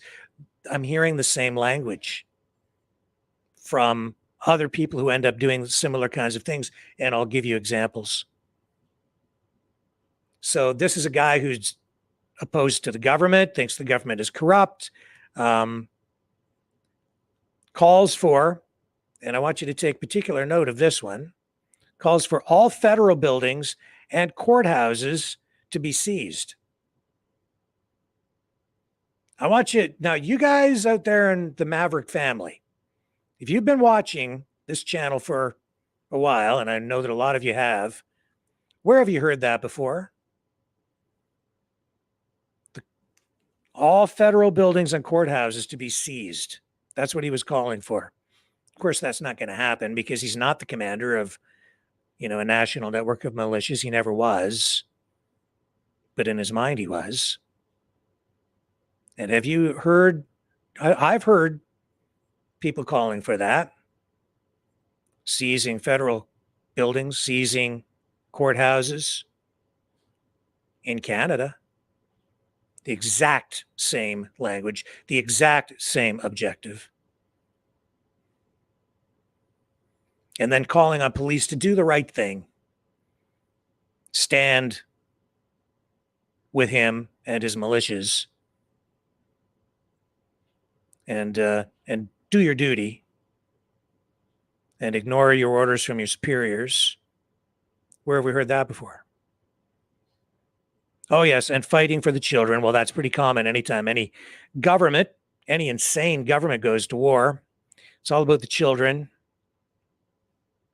And there are other things that I'm not going to tell you that he was calling for because if I get too extensive in this, I don't think that the authorities want people to know what he was calling for because they don't want anyone to follow his directions. That's one of the reasons they've scrubbed all of his material off the internet. And understandably so. So I'm not going to share, too much more beyond that. All I'm saying is those are a few of the key things that he said that I've heard repeated over the last couple of years on a number of occasions. And I'm sure you have as well. And I think we all need to start asking ourselves how clear of mind we are. And we need to always question ourselves to see if we are looking at things objectively, realistically, or if we've been sucked so far down a rabbit hole that we've lost sight of reality. Because, reality is truth. Now, there can be different realities based on perspective, but reality is truth. If you have a distorted reality, then what you think the truth is not really accurate. It's not an accurate version of reality. It's a distortion. And so if someone takes reality and even tweaks it, by getting into your head somehow, that's not real. The Beatles' Yellow Submarine is not real. It's an idea that came out of an LSD trip. And it might be fun as an idea, and there might be deeper meaning in it, and philosophical lessons to be learned from artwork that is inspired by a drug-induced trip, but it's not real. But you could take those ideas and apply them to a real situation and go beyond that. This is a philosophical thing. The point is, this guy also wrote some books. And the other thing that he was really fixated on, child sex trafficking, because of course that is like the base for the ultimate kind of fear porn that people are being subjected to, especially right now. I've noticed, all this sex crime, pedophilia, and it's a steady diet of that. All these real heavy duty emotional issues. Now you take those issues that get people jacked up like that, and you bombard them with that messaging. You hit somebody 1,000 times over with messaging about pedophilia. And if that's something that bothers you and you get hit with that 1,000 times, you tell me that can't break somebody's mind. Now, I speed read, so I probably only absorbed about 70, 80% of the content in any way that is coherent, but I got the gist, the base of what he was writing about it was this book here, I believe, The Second Messiah, it was called. You won't find it online anymore because I was able to buy it before and download it before it was scrubbed off Amazon. They don't want you reading this guy's stuff. Now, what's this book about? It is a book about him. It's based on his life, trying to become a musician, his life working for the insurance company, and his life that seems to revolve around drug use, in particular, cannabis. Now, I know everybody like cannabis doesn't even hurt you. It's good for you. Well, cannabis makes you freaking paranoid. Everybody knows that. And the cannabis alone, maybe it's benign. I don't use it. But you take somebody who's maybe a little bit unstable to begin with, then you get them smoking weed on a regular basis. And when I went through the first half of his book, focuses heavily on cannabis use. The characters in it are like using cannabis, different kinds and heavy descriptions. So he partakes regularly. Then you take someone who's a little bit unstable, you put them in front of the computer, you get them smoking weed, and then you bombard them with this kind of messaging that is emotional, disturbing, upsetting, it's fear porn because you feel like you're under a constant state of threat, where in this book, it also talks about all of this, invasions of illegal immigrants, pedophilia, sex trafficking, all these issues that we're all focused on and concerned about here every single night. And it's like constant. And people are carrying these phones around, as he was, I'm sure. But there's something more that happens with these guys who go this far. He, in addition to that, clearly felt isolated. He felt like he was a victim as a white male. He was having trouble with women. And I can understand that because I'm seeing our social fabric being, again, distorted, changed because of things like the sexual revolution, the new wave of feminism, the relationships between the sexes has changed, the advancement and promotion of transgenderism, and now even transhumanism, all these things. So it's changing, right? The nature of relationships between men and women. He's having trouble with that. He talks about working at an insurance company where he was fired, but he doesn't call it Progressive. He calls it the Chaos Insurance Company. And he talks a lot about sex trafficking. And then he gets into a lot of talk in this book, this fictional book, but it is clearly based on his life. And then he starts to talk about his involvement in Colorado in the presidential election and trying to discredit, presidential hopefuls who ended up resigning in one of the previous elections. It goes on and on. And in his mind, he is clearly making more of himself than he is. In fact, if you look at the title of this, King of the Earth and the Second Messiah, that's him. He has a messianic complex, a God complex. In the book, people around him decide that he is God. In the book, though, he says that he knows he's not God, but people think he is God. And so he becomes the king of the earth. And while he talks about a Cold War and infiltration into North America of the Chinese and in particular Russia, he talks about all this stuff. By the time we get to the end of the book, he orders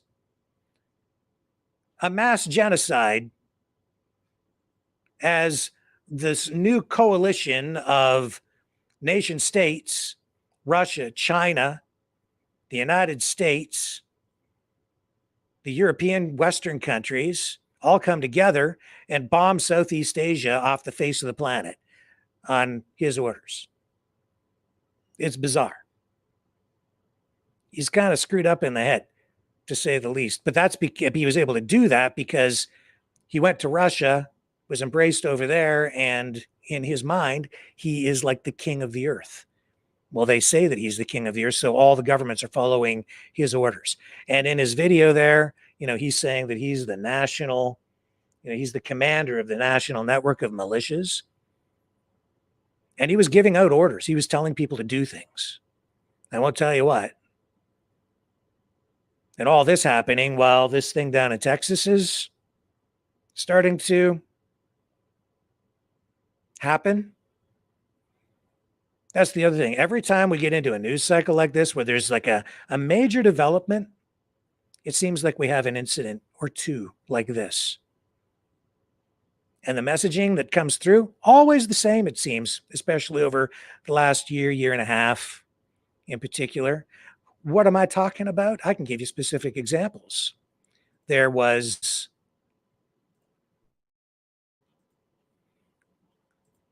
this, remember this, only a month ago. The house explosion near the White House. House explosion rocks neighborhood near Washington, D.C. There was a lot of weird stuff surrounding that.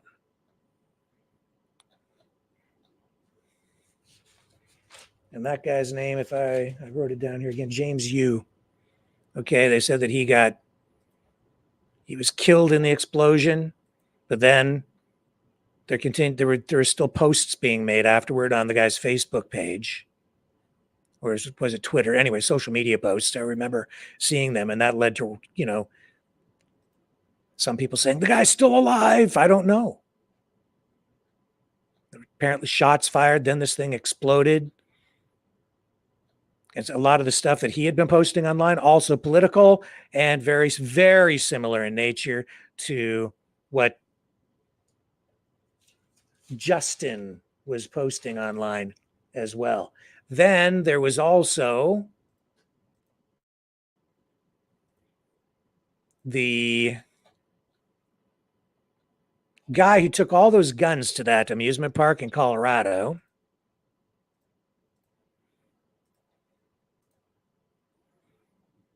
And that was back in October, a couple months prior.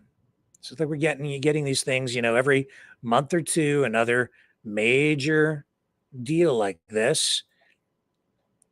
Here's one example of coverage of that incident, which we talked about here.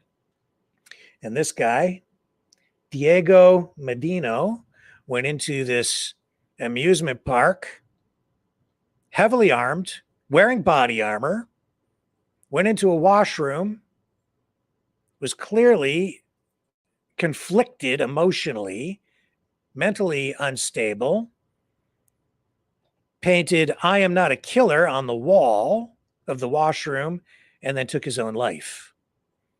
But with all the guns that he was carrying, it was pretty obvious that he was in there and had some sort of intention to shoot people.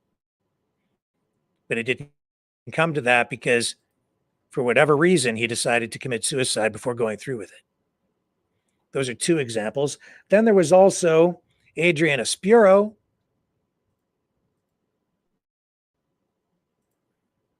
That's the guy who went to, here it is here. This is just another example. And this was back in September, a month prior to that. Adrian Espuro went to an RFK Jr. event in Los Angeles, also armed.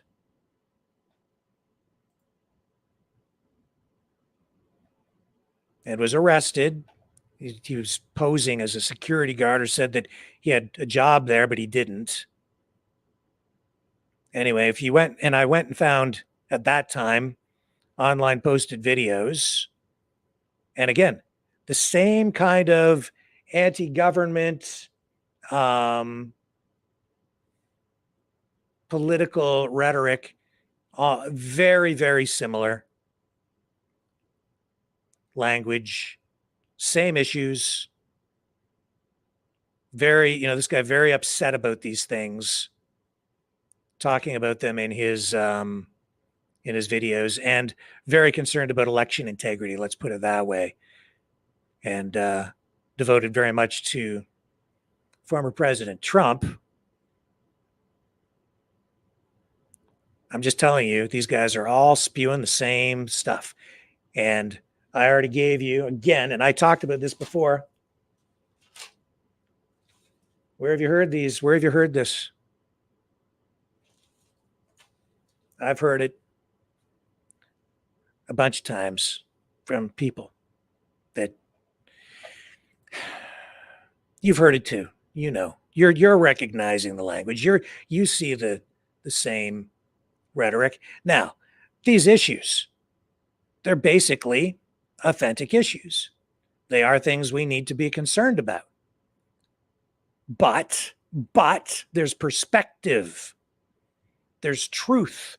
Truth comes from reality. Reality is also predicated on perspective. How serious is something? How bad is something? How scared should we be?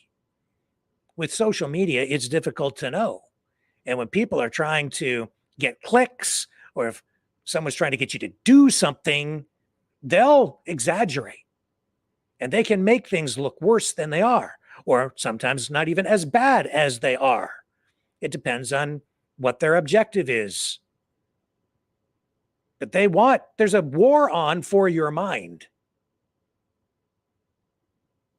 These guys, and this is my personal assessment, they've been captured. Their minds were captured. Their minds were twisted. They lost all sense of perspective. While these issues may be legitimate, they consumed so much of the fear porn that they decided that the danger was imminent, that it was an existential threat to all of us, to the country.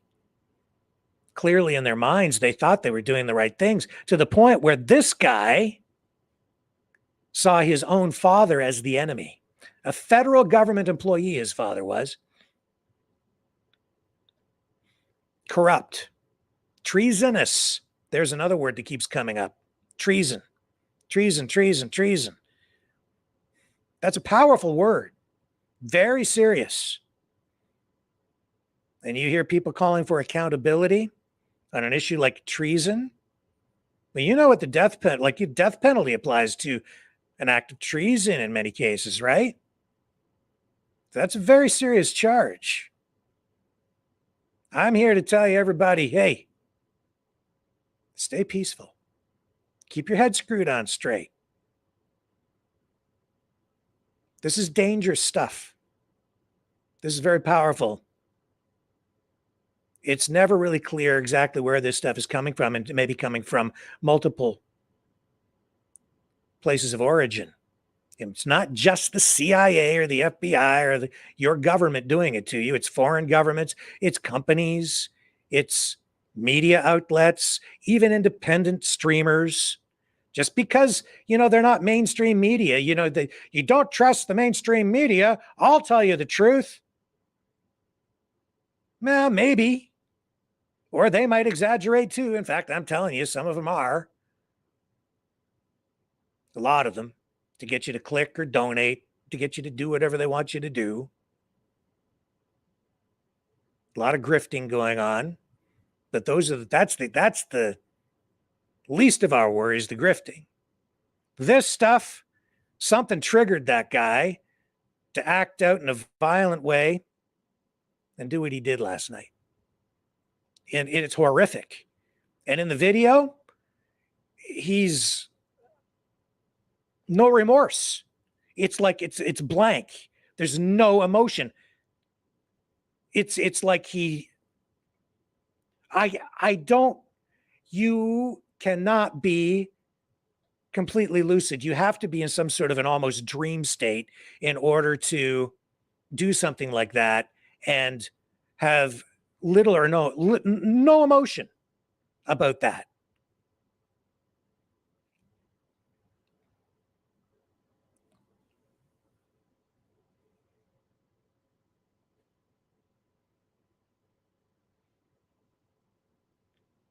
A 1,000 times that kid was subjected to videos. They found out that kid had been subjected to 1,000 videos at least before he committed suicide. In today's hearing, we heard everybody's concerned about the kids. Oh my God, the kids, they're so vulnerable, right? The adults too. All of us.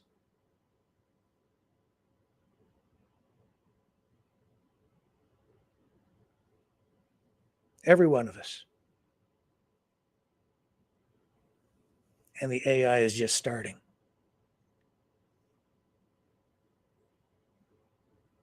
We're getting 1 or 2 of these a month. And they take it all down. You can't find it. If I showed you what I have, you would never be the same again. I'll never be the same again after seeing it. And I've seen a lot.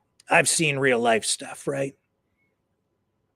Bad enough, when I was working in mainstream media, as a cub reporter, first starting out, my very first assignment, car crash, sent me out. First thing I was subjected to, bodies, blood, same kind of stuff first responders see. And that was the beginning, and many, many, many years of that. Some people become desensitized to it. I never really did. You cope with it, but it affects you, and it still affects me today. I dream about a lot of what I've seen over the years, murders and just terrible things, so many terrible things, fire victims. What I saw last night was so disturbing to me. Not just because it was graphic, but because I could see how damaged this man was. How damaged psychologically he is. He's still alive. He's in custody.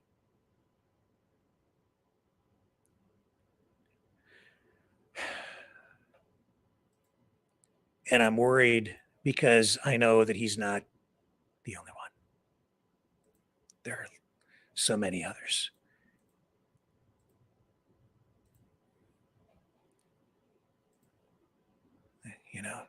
I look into his eyes, and this isn't the best shot, but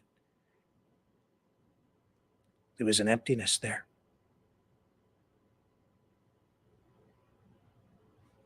as much as he's a perpetrator and as much as he committed a horrific crime, he's also a victim,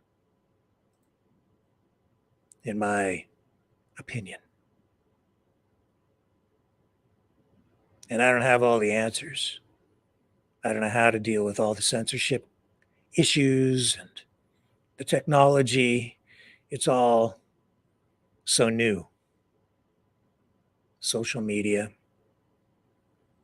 But you see that how many parents stood up behind Mark Zuckerberg and held up pictures of their kids today who had been harmed or had committed suicide or had been exploited in some way online, manipulated.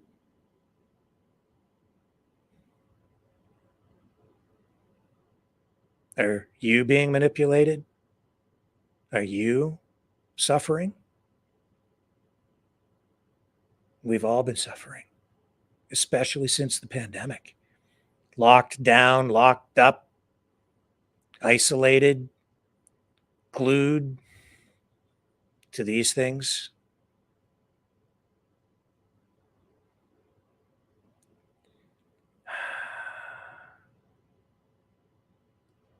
And look what just happened. Look what could happen.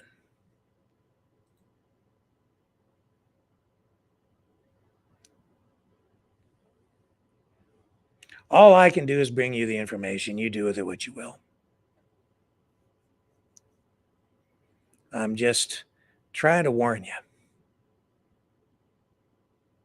And I hope you're listening. Because I care about you guys.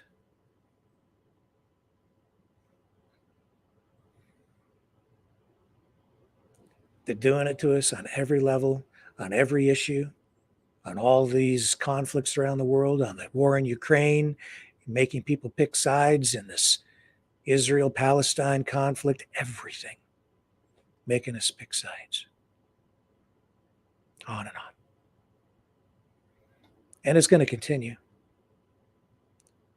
We need more media literacy.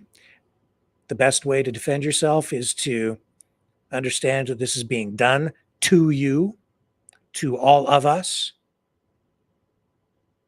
And don't think for a minute that you're smart enough to be immune. None of us are. I know that it affects me. I think the only thing that has helped me along this journey has been my training and experience in media, video production, computers, my background in film, my background in internet. It's just allowed me to, on a professional level, recognize production techniques, media production, video production, storytelling techniques, marketing techniques, all of these different things I understand because of my background in media lifelong. I recognize that stuff. Don't talk to me about football. Don't know squat about football. But this stuff, this is what I do. And I'm very worried because there is a war on for our minds. Stay with me. More ahead right after this.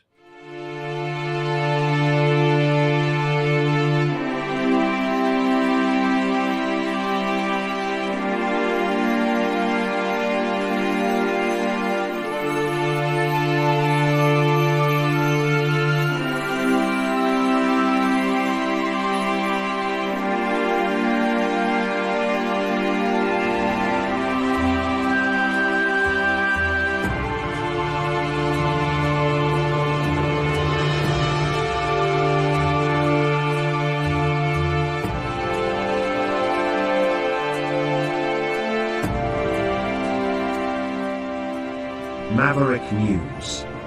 The world is watching.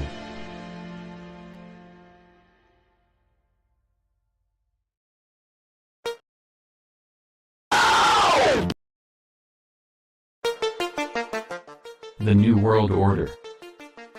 Government overreach. The Great Reset. Mainstream media lies. Now more than ever, independent voices are needed. Donate now at freedomreporters.com. That's freedomreporters.com. Maverick News. The antivirus program for your mind.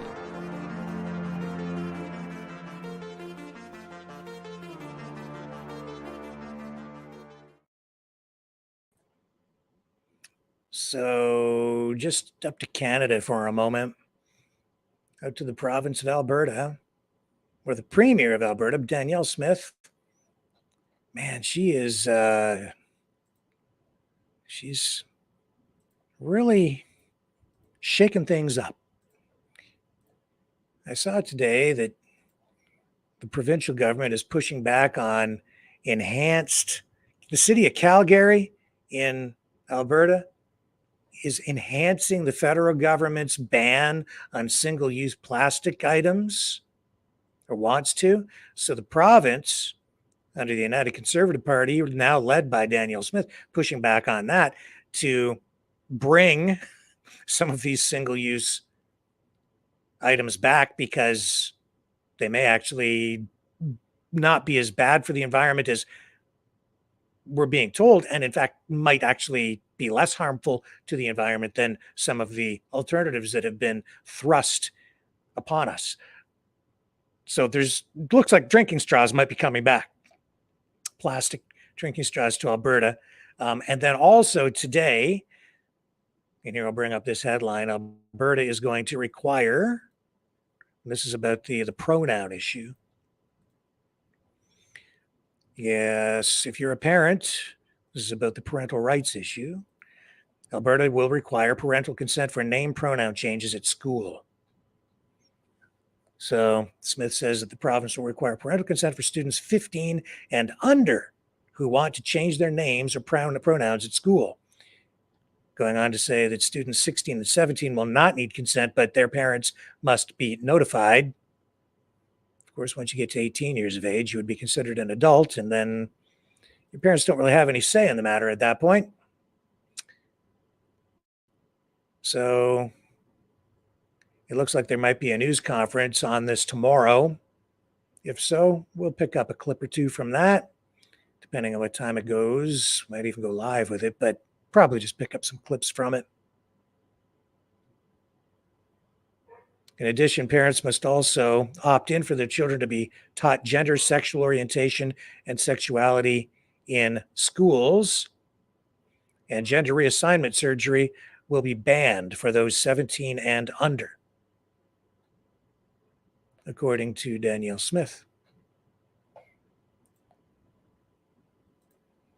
So that's a definite hot topic.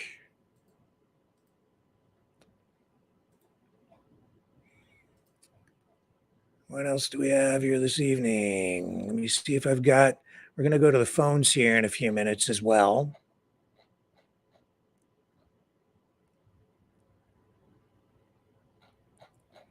I was going to show you some propaganda films just to kind of contrast one against the other, but if I do, I think we'll get banned. So I'm not going to do that. But what I will do here is, as I was talking about the way there's a battle on for your mind to manipulate you. I'm a conservative kind of guy, but I do look at things across the political spectrum. And this is David Pepper, and he is, I would say, a Democrat. And as this convoy makes its way to Texas, he views this as, I want to show you this because he's going to give you a different perspective. He's going to give you the woke, liberal, neoliberal woke perspective so you can understand a little bit better why they react the way they do to the Patriot movement in the US, or freedom movement, whatever you want to call it.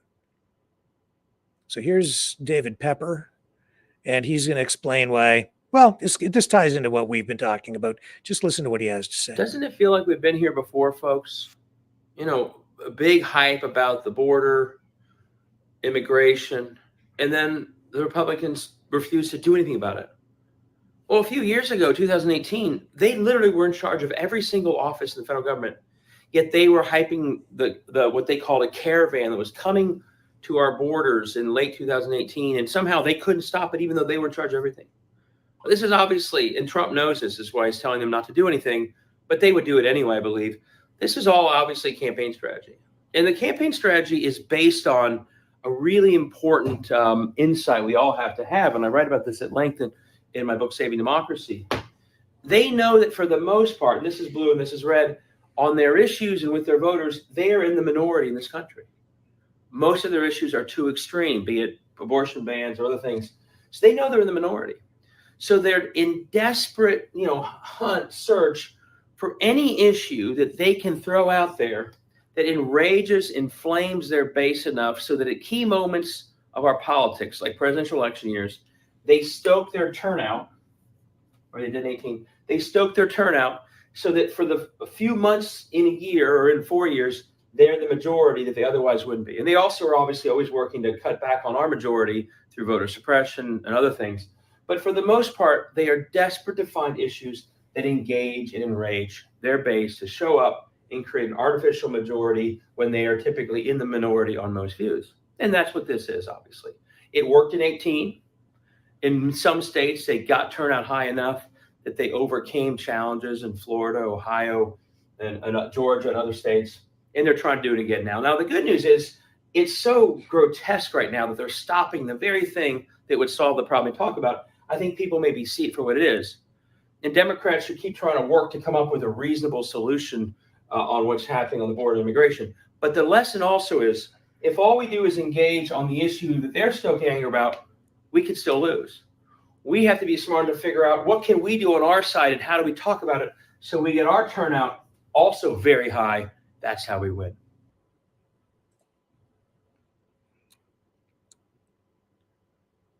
So I think there's some truth in that. I see that both sides use emotion to generate a strong response from their voter base so that they get large voter turnout, so that people are highly motivated to come out and vote. I get that. I think what he's suggesting here is that the Republicans, the MAGA movement, that the people at the top don't really want a solution to the immigration problem because they need the immigration problem to continue because that is their key issue. So if they solve it, they can't get people jacked up about a problem that has been solved. Makes sense, I guess, in a conspiratorial sort of way. But there you go. There's the other perspective. And if you really want to know how things are playing out, why things are playing the way they're playing, why the other side acts the way they do or reacts the way they do, that might just help you. Now, stay with me. I'm going to open up these phone lines and we'll give you guys a chance to weigh in on tonight's conversation. Feel the vibrations.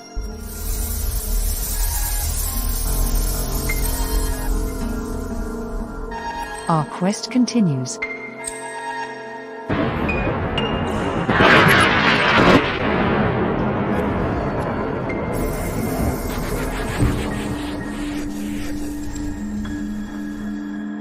The truth is out there.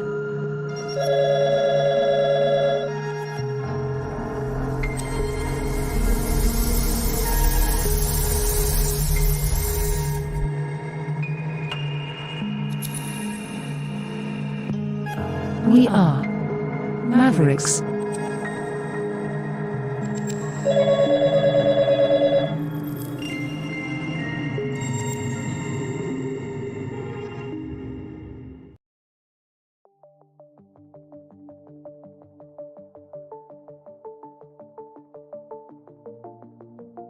Greetings, brave Mavericks. Our quest for truth continues. We go beyond fake news. Together we expose propaganda.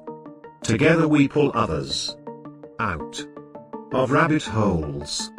We are maverick thinkers. We are all unique individuals, defenders of individual rights and freedoms, credible, trusted, grounded in reality. Maverick News, Maverick News. Defending free speech, free speech. Donate at freedomreporters.com. Do it now. Tomorrow may be too late. Maverick News. The world is watching.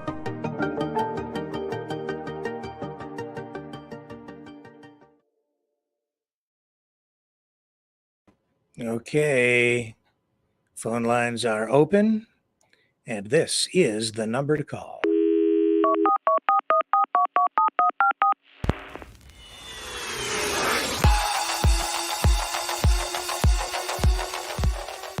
Join the conversation. Call 1-833-975-3733. That's 1-833-975-FREE. Speak up. Speak out. Make your voice heard. Maverick News. Fighting for freedom by defending your right to free speech. Be a Maverick. Join us.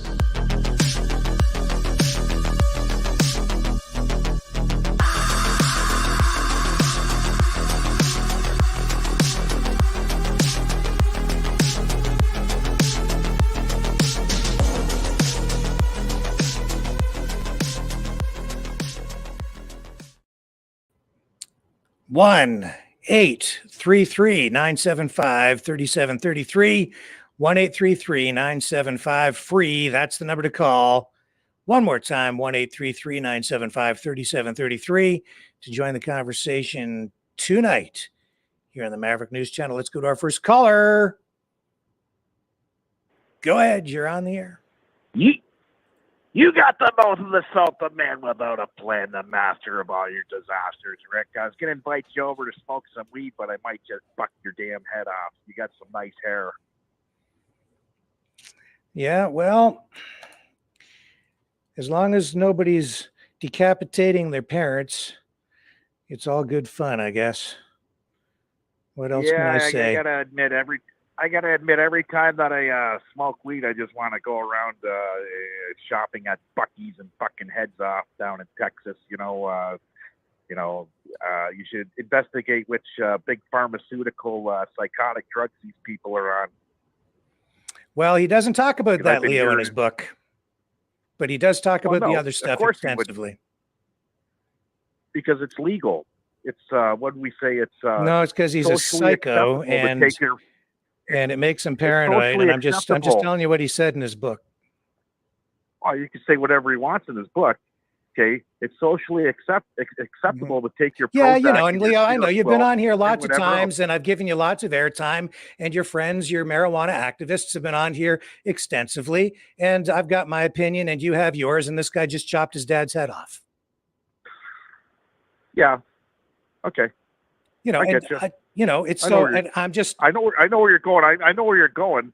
Okay. Also today in your neck of the woods, I heard on AM 800 on my drive into work today that there was a guy convicted for 9 years for killing mother and daughter, I think, in a car accident in Chatham, your town. Okay. Drinking and driving is third time. Yep, that's bad too. Okay? But 100%. I think I'm not going to refute that some people do bug out. Mm-hmm. You can bug out from smoking tobacco. You can bug out from drinking coffee, too much of it. You can bug out from this and that, right? It's all about a metabolism. Now, can your psyche take it? I don't know. I don't know. But all I know is, shit happens. And a lot of people are using cannabis as a cop-out. I used it. I used it in 1990. I was involved in an armed robbery with a jewelry store in Vancouver. And the judge asked me, why'd they do it? Well, I was smoking marijuana. And guess what? That lessened the sentence. It had nothing to do with the marijuana. It had something to do with somebody being stabbed in the eyes in the penitentiary. And my main goal was to go in there and murder them. That was my goal. That was my mission. Right? It had nothing to do with the pot. So I've been hearing it my whole life. Okay, you smoke marijuana, it's a crazy man's weed. You're going to turn into Charles Manson and start doing crazy shit, right? So, well, you know, I'm not trying to fearmonger, but I am, you know, certainly seeing a pattern. There's consistency here across all of these incidents over the last, especially number of months. I gave you very exact examples, and I'm seeing the exact same pattern in each one of these guys as I dig into the background and what they talk about. And it's almost identical. And it's not just the one thing. It's not just cannabis. It's the combination of, I think, mental vulnerability to begin with, constant 100%. You know, constant subjugation to this messaging, whatever it is they're being subjected to online, the messaging they're getting, right? Psychological manipulation, frequency of messaging, and fear. I think you're on to something. Maybe the MK Ultra. You have to bring up that topic again, right? Because something's going on, no doubt about it. Yeah, that guy, like the pilot, you know, trying to bring the airplane down. That's another one, right? It's like, I just don't think it's not just one thing. There's weird stuff going on, and it's the pattern. It's the consistency of it. I wouldn't have thought much about it if I wasn't sitting in this chair and taking this information in and seeing it. And it's not just one thing. It's like a whole set of circumstances and information and very specific language. And it's also the words they use, the issues that get them jacked up. It's almost identical. I grew up in a loving family environment, okay, with 11 kids. And my dad was an auto worker, and okay, one of the nicest guys you ever met till he started drinking. And after a dozen beers, I can't count how many Christmas parties and other parties, the table was turned upside down, the dishes were broken. Okay, it was insane. And see, not everybody responds to alcohol that way, right? So drugs affect different people in different ways. You get somebody who's a little off center to begin with, and then you give them some of this, and then you sit them down in front of the computer and you show them whatever. And it's a psyop of some. I'm just saying, we know that these psychological manipulations have been studied, and I would say, you know, they're very advanced at this point. You talk about MK Ultra; it's a real thing. I think the internet is a big culprit, like you're saying. It's given people different ideologies. Okay, the shit disturbers out there. Okay, you know. And what the Senate had to say today, you know, I never knew that Zuckerberg and all the sex trafficking and all that shit that goes. I'm on Facebook a lot, man, and I don't get any of that shit. Yeah, I get women trying to friend me in bikinis and shit. I know exactly what that's about, right? But I don't friend them, right? I stay away from that shit. Yeah, right. It's you know, if it's used for good, it's used for good. And there's, like the one senator said, you know, there is some good with it. There is some good that comes out. You know, you're advertising your business, doing whatever, you're networking. Okay. But the social media aspect of it, I don't know. And I'm not here to try. I'm not here to try and demonize Facebook or social media or demonize weed or demonize anything. But it's pretty clear to me that there's something bad going on. There's a pattern. I'm worried about the kind of messages that are being shared with people. I'm worried about people who are vulnerable already being made even more vulnerable through the use of drugs of various kinds. I'm worried about the pharmaceutical drugs too, because that clearly seems to be an issue in these cases, especially with school shootings. And so, antidepressants, it's a problem. Yeah, hey, it's a problem. I shared last night World at War, the Dean Ryan show. He's got a good show. And I called in, okay, StreamYarded. And last night I shared something that happened 2 nights ago to my daughter who took an Uber home because she was drinking at her friend's house. And as she was getting out of the Uber driver grabbed her privates. So my daughter freaked out. She called me. I was on the couch. I live right next door to her. She lives 50 feet from my house. I said, call them back. Right? She said, I already called the police. So she called the police. The police came. They charged the fellow with sexual assault. Okay, he put his hands on my daughter. And this is the powerful thing about social media where I'm getting to here. I already have the guy's fucking name, and I got his picture. I shared it with Anasty last night. Yeah. Now, what am I going to do with that? In another 24 hours, I'll have his fucking address, too. Right? So, who knows? Gotcha. Who knows where this is going to go? Right? That's my I hear daughter. you. Yeah. Right? So, you know, Well, it is what it is. And that's the Sorry powerful to hear thing about of the sorry internet. that happened to your daughter, man. She's all right. She wasn't raped. Okay, she wasn't raped. But he put his hands on my daughter. And what do you know, Rick? What do you know? Anastasy's got the guy's name and the picture too. Okay. And my daughter said he didn't even speak English.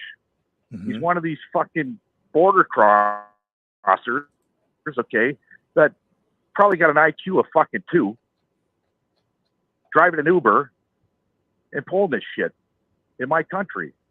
This is great immigration we have here, right? So who knows what I'm going to do with it? I know what I could do with it, and I'm sure the police know exactly what what time of day it is. You know, I'm already looking at who knows what for the next. So run it concurrent. I don't give a shit. You know, at this point, early. You know, well, it is what it is, right? So yeah, you know, if I disappear from the Maverick show, Anasty, you'll probably know where I'm at because I don't make news, right? But you know, these creeps are fucking normalizing fucking sexual assault. You know, what's going to happen to a guy? He goes to court, he gets convicted. What happens to him, Rick? Nothing. Fuck all. Here's probation, kick in the ass. Right? Yeah, so, you know, the whole justice system's sickening. Really, it is, you know. And now, you know, my daughter's a victim, and that makes me a fucking victim because if I don't do something about it, I'm a bad fucking dad. I'm not going to let it slide, bud. I'm not. And I'm sure the police know I'm not going to let it slide. And they're probably listening. I really don't care. You know, I really don't. So that'll be a story for you coming up next. With that being said, good night, my friend. I get to go home right now because I started work at 12:15 today, and my day shift ends in 15 minutes. Okay, well, stay safe. Keep your head screwed on straight, man. And you know, my thoughts are with you and your daughter tonight. I'm again very sorry that she went through that. Me too. Thank you, Rick. Okay, Leo, my friend. We will talk to you again next time. Bye. Okay, folks. And again, the number to call 1-833-975-3733, 1-833-975-3733 to join the conversation tonight.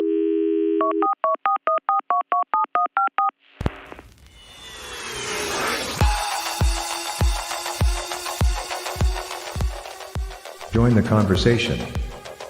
Call 1-833-975-3733. That's 1-833-975-FREE. Speak up. Speak out. Make your voice heard. Maverick News. Fighting for freedom by defending your right to free speech. Be a Maverick.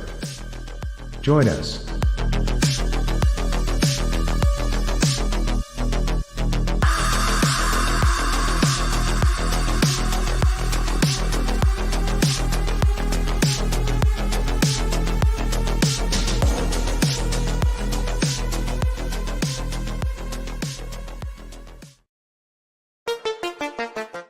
The New World Order. Government overreach. The Great Reset. Mainstream media lies. Now more than ever, independent voices are needed. Donate now at freedomreporters.com. That's freedomreporters.com. Maverick News, the antivirus program for your mind.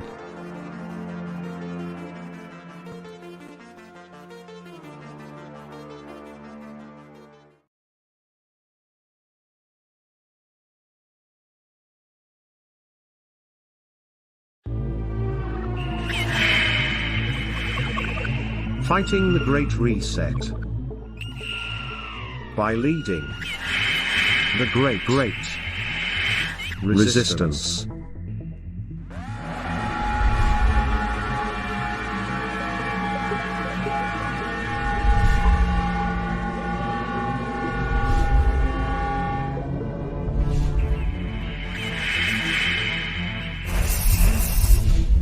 Maverick News.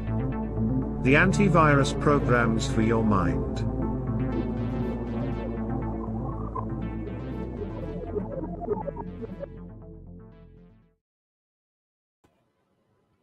Okay, so again, the number to call if you want to join the conversation is 1-833-975-3733.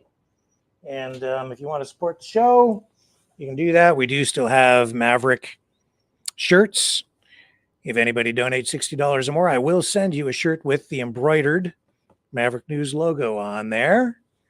And I also have these SST Car Show shirts, which I particularly like. They have, these are Dickies shirts, and they have the logo for the car show embroidered on there in silver metallic thread, which is particularly sparkly.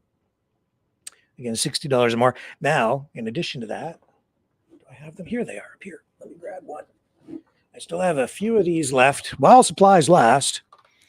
Only a few. I think we have 3 left. Hot Wheels Batmobiles. And if you order a shirt, I'll send you one of these as a bonus. Autographed. Sell it on eBay as soon as you get it because the value is going down.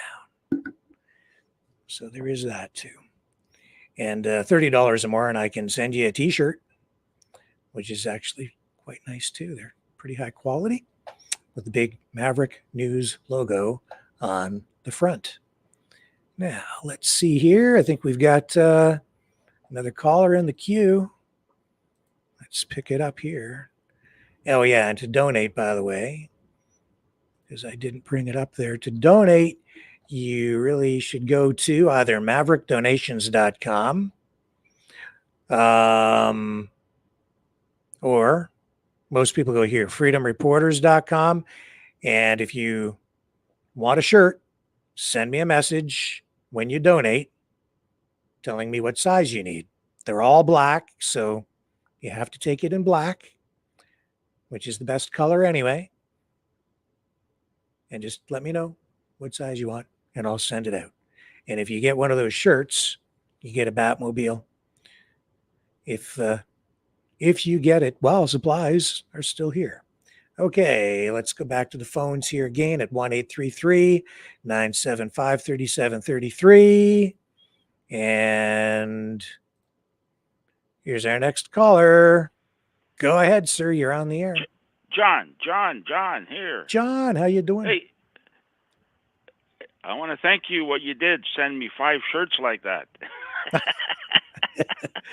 I You're like welcome. the Malta shirt's nice. Like long sleeve. You got, and you know what?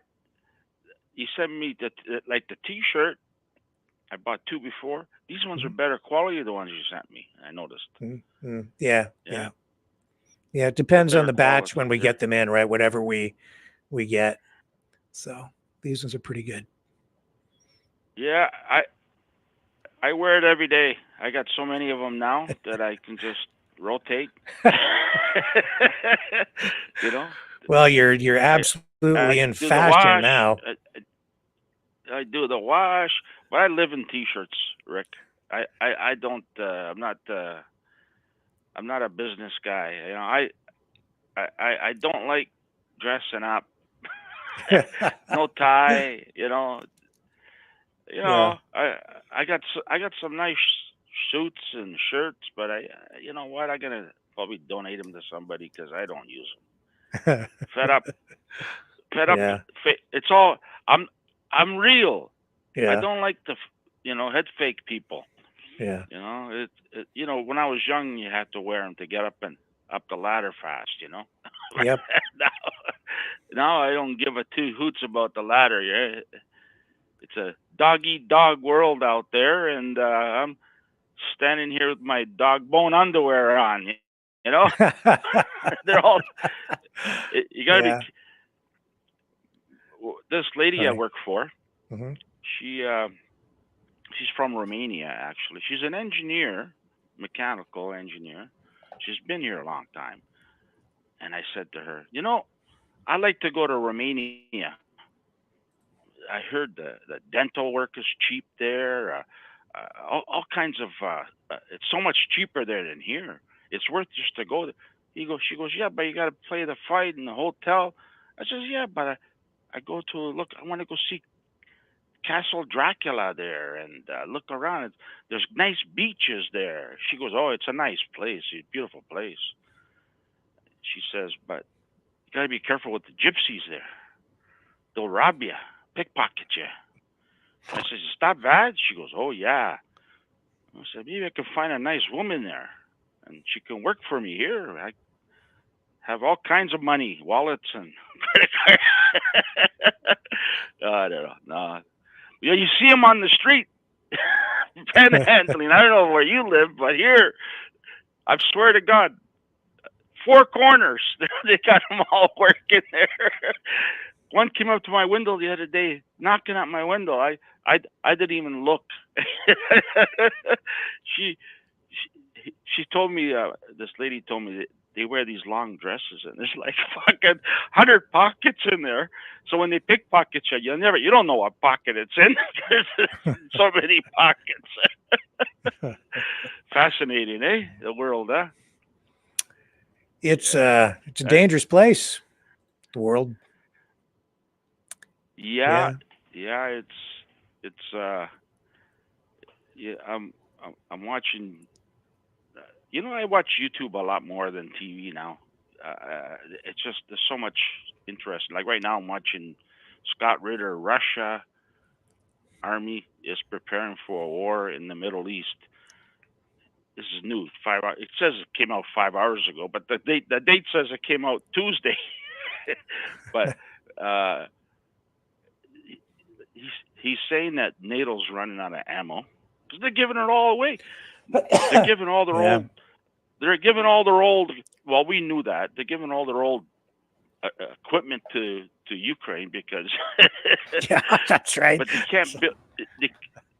They can't build fast enough. Yeah, well, it was a liquidation sale to Ukraine on stuff. Right? Yeah, but they can't keep up with the stockpile. They're way behind.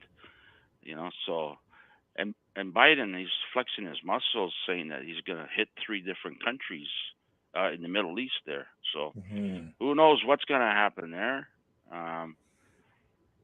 It could start the spark. You know what I mean? Once that spark gets going, it's going to be hard to put out. Well, we've seen the Russia come out and say, don't do it because you're going to get yourself into a cycle of escalation. And I tend to agree with that. I think it's a trap. I don't think that they should hit back very hard at all. Yeah. And the Yahoo Jew there in Israel, he wants to make a swap deal with Hamas or whatever they are. 53 hostages for 53 hostages, and 1 month ceasefire for 1 month. You think they're going to go for that? They're not stupid, right? These guys, they'll try anything. The guy doesn't want to stop. He's a warmonger, and as soon as he stops, he's going to be out of office, maybe in jail too.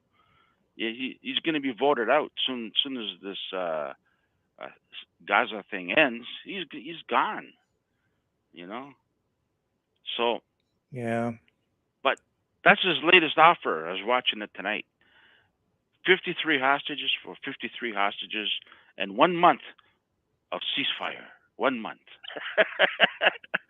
Yeah, okay. We'll go. We'll do it. I don't think that's gonna fly, anyways. But Probably not. we'll see. I mean, No. I don't think that. Well, anyway, we'll see. It's out of our hands, Yeah. really. All we can do is just report on what happens. Ultimately, I'm getting a little tired of trying to figure out or predict things, if you know what I mean.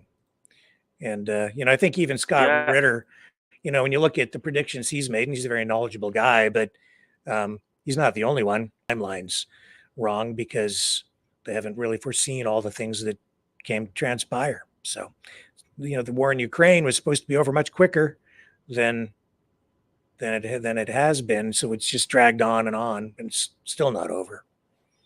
So we'll see. Yeah. So, all the stuff on it, like the U.S. is committing suicide if we don't do this. Iran, Scott Ritter again. The guy's all over the fucking place. I don't know. That guy must be a special report. Let me ask you this. I don't know what that. Scott's a friend here, right? But he's been on the show a number of times. But let me ask you something. Has he ever since the beginning of the Ukraine war or special military operation, whatever you want to call it, has he ever said that the U.S. is going to win anything? Ever?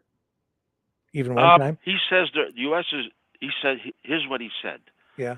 And this was just yesterday I was watching him. He says the U.S. is very, very good at blowing things up, but they never win the war. I shouldn't laugh. That's what he said. The U.S. is very, very good at blowing things up, but they never win the war. Yeah. And it's true, though. Yeah. Well, not true though, but it's true. You know why? Because ultimately you don't win a war by blowing stuff up. Wars are almost always, except for World War II. I think that just about every other war is, well, every modern war is settled at the table at the end, right? There's always a political solution in the end, always. You blow things up for a while, and then you still end up at a table hammering out an agreement. So, anyway, John, I guess don't know. It's going to get ugly. Yeah. Yes, I agree with that. Yeah, unfortunately, I think you're right on the money there. Yep. Okay, you got other callers? Well, we do, sir. Thank you very for much calling again. in. I'm going to send you some money for those. I don't take nothing for nothing. And people out there, they're really nice shirts. Once you put it on, you're going to want another one and another one. I'm telling you, they're beautiful shirts. I know my shirts. I got so many rock shirts here. I just like my Maverick shirt. It's the best, man. They're really good. Long sleeve, short, whatever you're into, man. But I like T-shirts. Okay, Well, Rick. I'm glad you like them. Glad they fit. Thank you, John. I'll talk to you later. Yeah, they fit. Okay, bye. Okay, see ya. Okay, and let's see here. Who do we have on the line now? Go ahead. You're on the air. Good evening, Sir Maverick. Hello, Sir Chris, or Dame Chris. I think I said Maverick Chris on your recording this time, but I don't know if it. Yeah, it comes up as text on my end, and I didn't even get a name on the screen. Oh. So. Oh. Anyway. Weird. Yeah, okay. sometimes I do, sometimes I don't. Yeah. Oh, Johnny's funny. He always makes me laugh. Yeah. What a good guy. I love his stories. Anyways, but he's kind of right about the States. My dad, he was in World War II, and I remember him always saying how he hated fighting or protecting the Americans. He hated the States so much after the war that we couldn't even go travel down there or anything. He just said it was they're just such a joke when you're fighting with them. And I did, I was younger then, so I really didn't understand, but I don't want to see any wars anywhere. And, except, I like these wars that are going on to end. Seriously, Everything's Yeah. just going crazy. Yeah. You know, like I was gonna ask you if this was FU Friday, because I know it's only Wednesday, but this has been an awful week. It has Just been. awful. Yeah. It's just, oh, it's just been terrible. And I want to thank you last night for letting me call and vent to you, because I'm still a little bit upset about what happened yesterday. Yeah. And I did do a lot of on my Facebook. I deleted some people, blocked them, and I rearranged my Facebook settings. I figured out a way to do some stuff, and a friend helped me. So, because I think it's time to protect. You know, I need to protect myself, because what happened yesterday, I didn't need that, especially in front of all those people. Yeah, and we got to be careful Like, what we I'm say sorry, here. but- I don't think we want to. Exactly, and name that's names and exactly what. Exactly, and I'm not going to say any names, because you know what I'm talking about. But yeah, I don't know what's going to happen with that thing down in Texas. That should be still pretty interesting. See, Yeah. maybe Yeah. that Soup Mama will on tomorrow with more info as to what's going on. Yeah, I mean, I know a lot of people are. as we said on the phone, as I, said to you on the phone, I personally don't get the feeling that anything that bad is going to happen. I don't think that, I just don't see the violence happening down there or anything like that. I see people getting down there and hanging out at the border and some news coverage. But I mean, I don't know. I don't really know. I'm not getting the feeling that, and I don't see any information. I'm not hearing anything that leads me to think that this is going to erupt into something bad. It's just, it's a political thing. It's a political demonstration. That's as much as I see out of it at this point. And I don't see the giant convoy that was originally predicted. So I just don't think there's a mob going down there in a size that will be so disruptive to the community that it's going to cause problems either. That's just kind of the way I see heard it. something about. I heard that all these protesters, like the convoy, they're not even going to get close to the border. They're going to be holding them back about 40 kilometers or whatever in miles it is down there, because they go in miles. They're not even. So these people aren't even going to get right up to the border to see what's going on. I mean, do you honestly think that the National Guard's going to let them get that close just for fear of something could, they do carry guns down there, right? So they'll control it. You yeah, see, you've got the National Guard, you have police, you have, the government. They're going to, they know they're on their way, and they're going to set barriers up or whatever and have areas for them to do whatever they're going to do in a way that's controlled. I expect by the time they get there, so that people just are kept safe. I think that's what's going to happen. Yeah, I think so too. I don't think it's going to erupt into a lot of what we're hearing about. No. Like you said, you never know what to believe anymore. So yeah. And in people's minds, I think they think people are going to go down there, and you're going to have militias sitting next to National Guard troops and pushing the migrants back by the thousands, and a huge scuffle. And, that's what's being, played up in people's minds. But I'm just here to try and give you proper perspective, and I'm not seeing that here at all. No. And, like in the mainstream media, not that I listen to it, but once in a while I do, you don't even hear them talking about it really. Yeah. They really, I mean, they're not even really, you think that especially the American news, you think that they'd be really focused on that, right? And it doesn't seem to be a big issue for the news, which is kind of surprising. So again, maybe they know something we don't know. Yeah, or, by this time tomorrow, the whole situation may have changed. Maybe they'll get thousands and thousands of trucks and convoyers. I don't know. Yeah.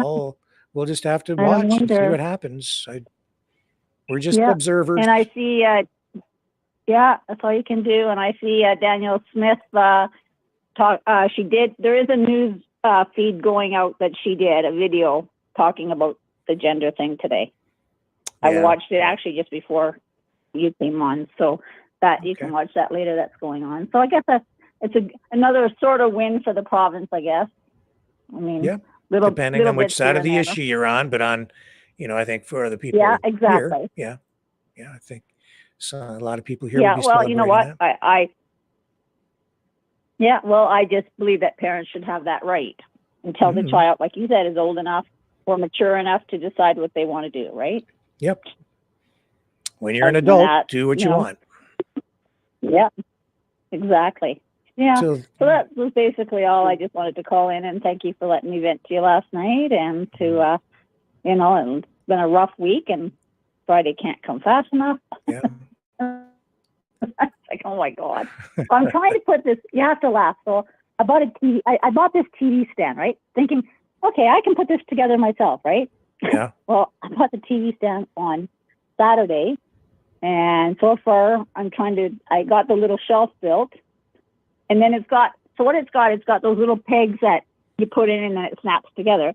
But then it's got these big screws that have to go in. And then they got these little like locking things. So you put it in and then the screw has to go in and you have to make sure it's right on with the lock to turn it to lock it. Mm-hmm. Yeah, it ain't working out. Nothing's getting tight. I can't tell you how frustrated I am at this point. Like I've got the bottom attached, but nothing is I'm thinking, what? This is ridiculous. Like nothing's getting tight on it. It's like, I don't know if I'm doing something wrong or I don't know. I think, I just want to show my kids that, hey, I don't need your help. I can do this. It's frustrating. I'm telling you. So, the stuff, and it came from China. So those locks I'm talking about that they kind of go right into the hole. Yeah. And then the screw kind of goes, and then you got to turn it right. So I'm turning and it feels like it's locking, but yet everything's still really loose. So I don't. Anyway, this has been going on since Sunday. So yeah, I'm pretty frustrated at this point, but I'm going to persevere. I'm going to still continue. I have to take it apart and start again. Okay. Well, Oh good my luck. God. If all else fails, read the instructions. And when that doesn't help, then Well, you just I am ask reading for the help. instructions. I guess. All right, Rick. You have a good night. Talk to you later. Okay. See ya. Bye. And okay, who's up next here? Hey, Rick. Choosy. Hey, how Rick, are it's Choosy. I'm all right. How you doing? I'm just fine, sir. Good to hear It's from kind you. of as above. It's kind of as above, so below, with somewhat pasty lizard mouth syndrome going on. That's the way I feel today. But some dinner's going to help that, I hope. We got new information that's new for me. Kind of an interesting 2-minute video from the Order of Malta's own YouTube website, channel is what you call that, regarding the 81st Grand Master of Order of Malta. And it's pretty packed with disturbing imagery and a bunch of BS for 2 minutes and 24 seconds long.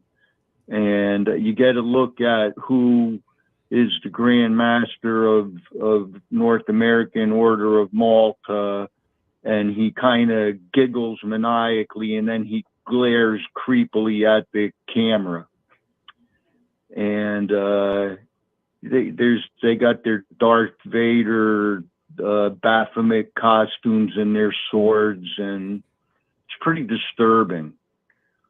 And this guy, he is certified in New York State bar law, and he's also, Ontario bar certified. So he's geographically desirable with Cardinal Dolan, the Jesuit cardinal who is the de facto dictator.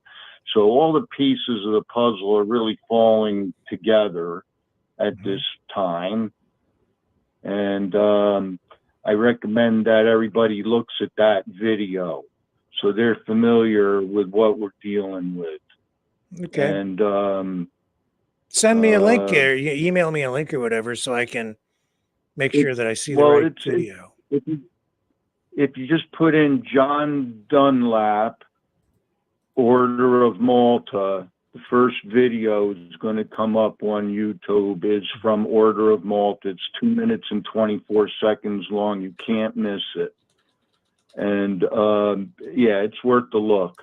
And the way he looks, I'm wondering if that Buffalo shooter isn't his love child. Got that same look, kind of. You'll see what I mean. You'll see what I mean. All right. What else is going on? You need my choosy take on anything, or we'll keep it short? Well, keep it short, but give me a take on what you think of this guy who decapitated his dad, or is accused of decapitating his dad. Now, this happened in Middletown, PA. Yeah. And that's too close to me to be hearing about it from Canada. And I'm too busy talking all day with the lawyer chats and stuff, and this didn't come up.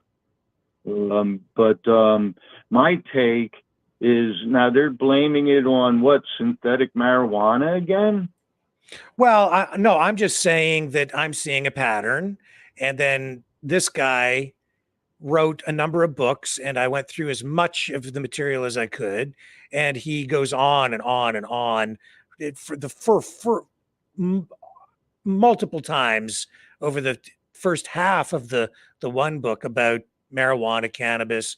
It's just a lot. It's central in everything that in his existence, really, in this semi-autobiographical, fictional, but biographical. So he's like thing. the weed. He's like, that's what his whole identity was. He was the weed man or something. Is that what we're saying? What I'm saying is I'm seeing that as one of the elements in a pattern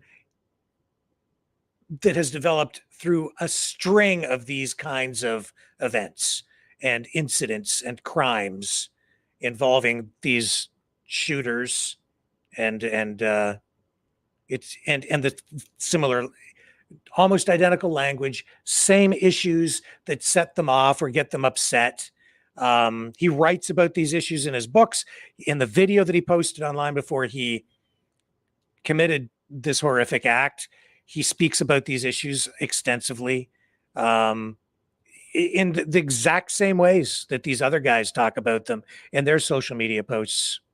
It's a definite pattern. And then they take it all down before people can get the information, before you really know. Last night, there were a couple of independent streamers who were putting the information out, but they're all taken down as well now, because if you put that out, then they'll ban your channel. If I ran that stuff tonight, we would have been taken down by now for sure. So was this guy living with his dad? We don't know. I don't know if I can't confirm that in the information that I had. But it appears to me that was the case. 32 years old, had trouble with women. That's another pretty common thing, right? Right. So there's that. There is isolation. It's these political issues, in particular for these people acting out in this way on the right of the political spectrum, if you want to say that. It's the same kind of push button issues, especially around things like the immigration thing, feeling like they've been marginalized because they are being discriminated against because of their ethnicity, white, usually, not always, but usually. And also the other thing is the child exploitation that gets them, very upset. So just a series of these things. And he talks about all of it. And then it's the strategy too, that is common. It's like seize all federal buildings and courthouses. Where have we heard that before? Multiple times. I don't need to tell you. Yeah, and that's not an actual counter-inquisition narrative. I've got the actual counter-inquisition narrative. We got to occupy and expose the Order of Malta responsibly and request the standing military legal justice rescue. And yeah, so it smells like Jesuits to me. and it's got all the hallmarks and sounds like the Jesuit breadcrumb trail. Well, I would like to know what, we would need to know what the father's capacity was with the government. We need the details on that. We would need to know their backgrounds. And I'm sorry, I don't know much about it, but there does seem to be, they like to invert everything. They illegalized weed and they made something that was abundant, and there was a glut on the market, and they were feeding it to the hogs to fatten them up, and using it to smoke the hams at the same time. It wasn't a problem in society, but then they demonized it. They made it scarce. They made it criminalized. They made it expensive, and here we are. Yeah, well, whatever it is, or whatever techniques are being used, I'm seeing a pattern, and it's an observation and analysis with opinion. Multimedia. It's nice multimedia, Rick. There's a pattern of their timing. Look, Jimmy Dore just quit weed and Snoop Dogg at the same time. What a coincidence. They're flipping the tables. First they illegalize weed, then they legalize it. Now they're going to demonize it at the same time. It's all about cognitive dissonance. But at the end of the day, what this kid we can call him a kid because he's Arrested Development over in Pennsylvania is doing is a sacrificial ritual. And that's Roman. It's diabolical. And anytime you see this extremism or the tunnels or whatever, it's inducted Roman. It's not religious. There's no actual science or logic about it. And any kind of verbal or otherwise violence is not helping the counter inquisition. Those people are confused. And it's not my fault for not going to the bar to, make sure I touch every foot. People who are doing this stuff are probably inducted, or the people around them are inducted, and they end up being targeted individuals. What happened with that? Just going to get you to wrap it up because I've got a bunch of calls stacked up here, Choosy, but go ahead and wrap up for us. Yeah. What happened with that kid in Buffalo is the school counselor had all the information, and they totally fumbled it. It looked like, he was like, oh, we got us a shooter. I'll just send him back down the hall. Be somebody else's problem down, Anyway, Rick, much love. We'll catch up soon. Okay, thank you, my friend. I'll look. All right, we'll get there. We will. Let's say, let's apply the information that we know. Okay. Yeah, thank you. All right. Thank you. All right. Here's Charlotte. Hello. How are you tonight? Hello. I'm good. How are you? I'm fine. Go ahead. Well, I wanted to say to you about the marijuana thing. You're sort of wrong. Okay. But you're sort of right. I think that it should be legal because it's none of the government's business what a person does. It's a plant that was given to us by God. Well, I'm not here tonight to relitigate the marijuana issue. I'm just telling people a pattern that I'm seeing with these crimes. And I'm telling you again that this was has been one of the elements in each of them. And it was prominent in this one specifically again. And he writes about it extensively in his books, and specifically in the book that I wrote in. It comes up like many times in all of the chapters, especially through the first half of the book, where he even has like a crazy God complex. But that's another thing. And I'll tell you this, I had an email come in within the last week from someone else who strangely hasn't done anything like this, but in the email, and I don't want to read it to you because I don't want to single this person out in any way at this point. But the information in the email from this other person, very similar again, same talking about many of the same things. And right in the middle of it, also messianic complex where they compare themselves to Jesus and even having the ability to walk on water. I am not joking. And this is a person who otherwise would fit right in, honestly, with our family here. Because the way that it's conveyed in the email, it sounds like it's sort of like a reasonable thing to be saying in a way, but it isn't. Mm-hmm. And the same thing with this guy. You listen to what he says in the video, and it's like I would be like listening to that. I could be listening to just about anybody, right? But then goes off the deep end. I'm just trying to warn people. Because I'm hearing the same thing. I don't know what else to tell you, man. You're being bombarded with the point is we're all being bombarded with this same messaging, the same psyop. Some people, though, it's setting them off. I want everybody to be aware that you're being subjected to the same things. It does affect certain ways, but these people, not all of them that are talking this way are on marijuana or any drugs. I have a friend of mine that's I have a hard time talking to her because she's so into such conspiracy theories that I just don't get it. Yeah, like it's tiresome. Right. I know. I mean, I'm a conspiracy.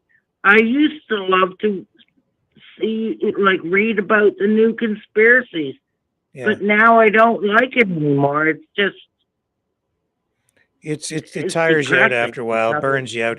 I guess all I can say is, again, and I've said this a few times over the last couple of weeks, if anybody out there has feelings or thoughts of doing anything violent to themselves or to other people, if you are feeling down, if you are feeling, so depressed that, you're thinking of doing anything stupid or crazy, if any of this stuff leaves you feeling so conflicted that you are like at your wit's end, phone me, man. Phone somebody. Get to somebody you can talk to. You can call me. I'm easy to find. Phone me up and I'll talk to you, because you don't want to do what that guy did or what the guy at the amusement park did or what anybody else is doing out there that is crazy like that. You don't need to jump off the cliff. Okay? It's not that bad. No matter what you're thinking, it's just not that bad. So please, anybody, if you are thinking like that at all about doing anything like that, do not. You can call me. Call somebody in the Maverick family. Call somebody. For Leo, settle down and let the police handle it. Well, yeah, that's probably the wise thing. But I don't tell people what to do. He's going to take care of business in his own way. Politely, let the police handle it. Yeah, I love Leo, and he's got his family, and, he knows how to take care of himself. So I'll leave that with him. Yeah, but I understand when something like that happens, you feel, but he needs to let the police handle it, and the police will handle it. The guy's been charged. That's good enough. We will see. Anyway, Charlotte, we should probably move on here. Head. Yeah. Yes. Everybody should think before they act, always, right? Yeah, think before you act. Yeah, do what's good, best for your family, for you. Think. Do what's best for your family and for you. Okay? That's right. There you go. Yes. Thank you, Charlotte. It's always a pleasure. Take care. Bye. See ya. Okay, here's Paul. Okay, bye. See ya. Go ahead, sir. Hey, Rick. Hey, how you doing? Hey, Rick. Hello. Hi. Not bad. Hi, Mavericks. Hi, Mavericks. You hear me? We can hear you. You go ahead. Is this the Maverick helpline?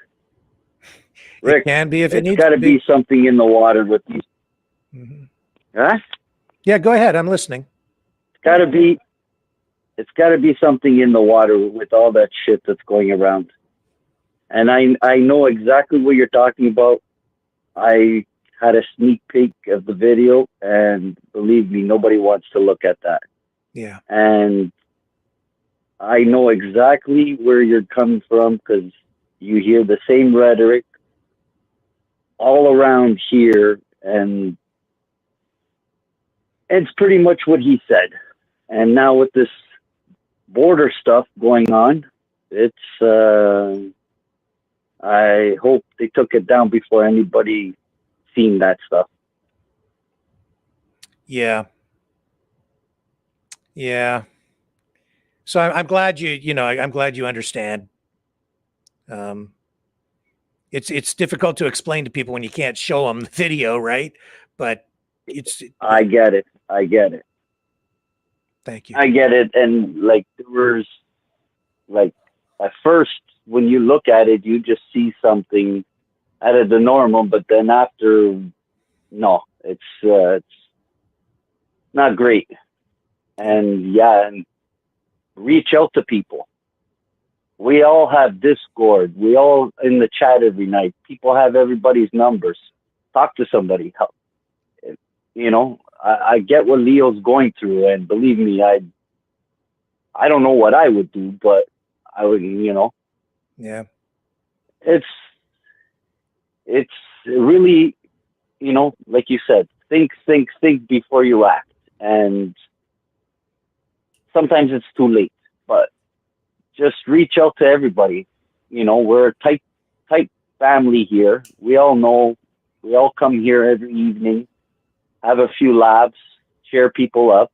And, you know, we don't know where everything's going around their whole lives, but there is, you know, we only have one person to blame. It's Trudeau. And everything seems to go on top of us. Yeah. Yeah. We can help each other, right? So yeah, if you're feeling like you need to talk to somebody, you've got people in the chat to talk to, but you know, talk to somebody who's going to help you. And yeah, I'm so grateful for you calling in and sharing this tonight, Paul. Yeah, no problem. I know where you were going, like what you were trying to say there, and without giving too much information, you know. And you got your channel to watch out for, right? Because without your channel, then we lose the whole family here, right? Right. So, yeah. Anyways, if you have any more callers, and by the way, great shirts. I got something in the mail coming for you. Oh, awesome. Thank you. All right, sir. All right, guys. Have a good night. I don't want All to right. hold up anymore if there's any more callers. Okay. Well, thank you for calling in. Very helpful. Very positive. No Appreciate problem. it. Talk to you again soon. Good night. Take care. Okay. Let me just click on that, and I'm going to click on this. And we are out of the show over there, and we are in over here. And I'm going to take this banner down. And all I can say is, folks, thank you so much for spending the night here with me again. It's been an absolute privilege. Hope you found it helpful. We will be back tomorrow night. We will update you on the situation at the Eagle Pass border crossing in Texas. Soup Mama should join us live tomorrow. I would think she'll be in Texas by this time tomorrow night. So we'll get a firsthand account of what's happening there at the border. And I believe we will also have Kevin Michelizzi on again from Crimea, updating us on what the situation is with that war in Ukraine. He's knowledgeable, credible, and helpful. So I will see all of you back here at 6 p.m. Eastern Standard Time tomorrow on the flip side.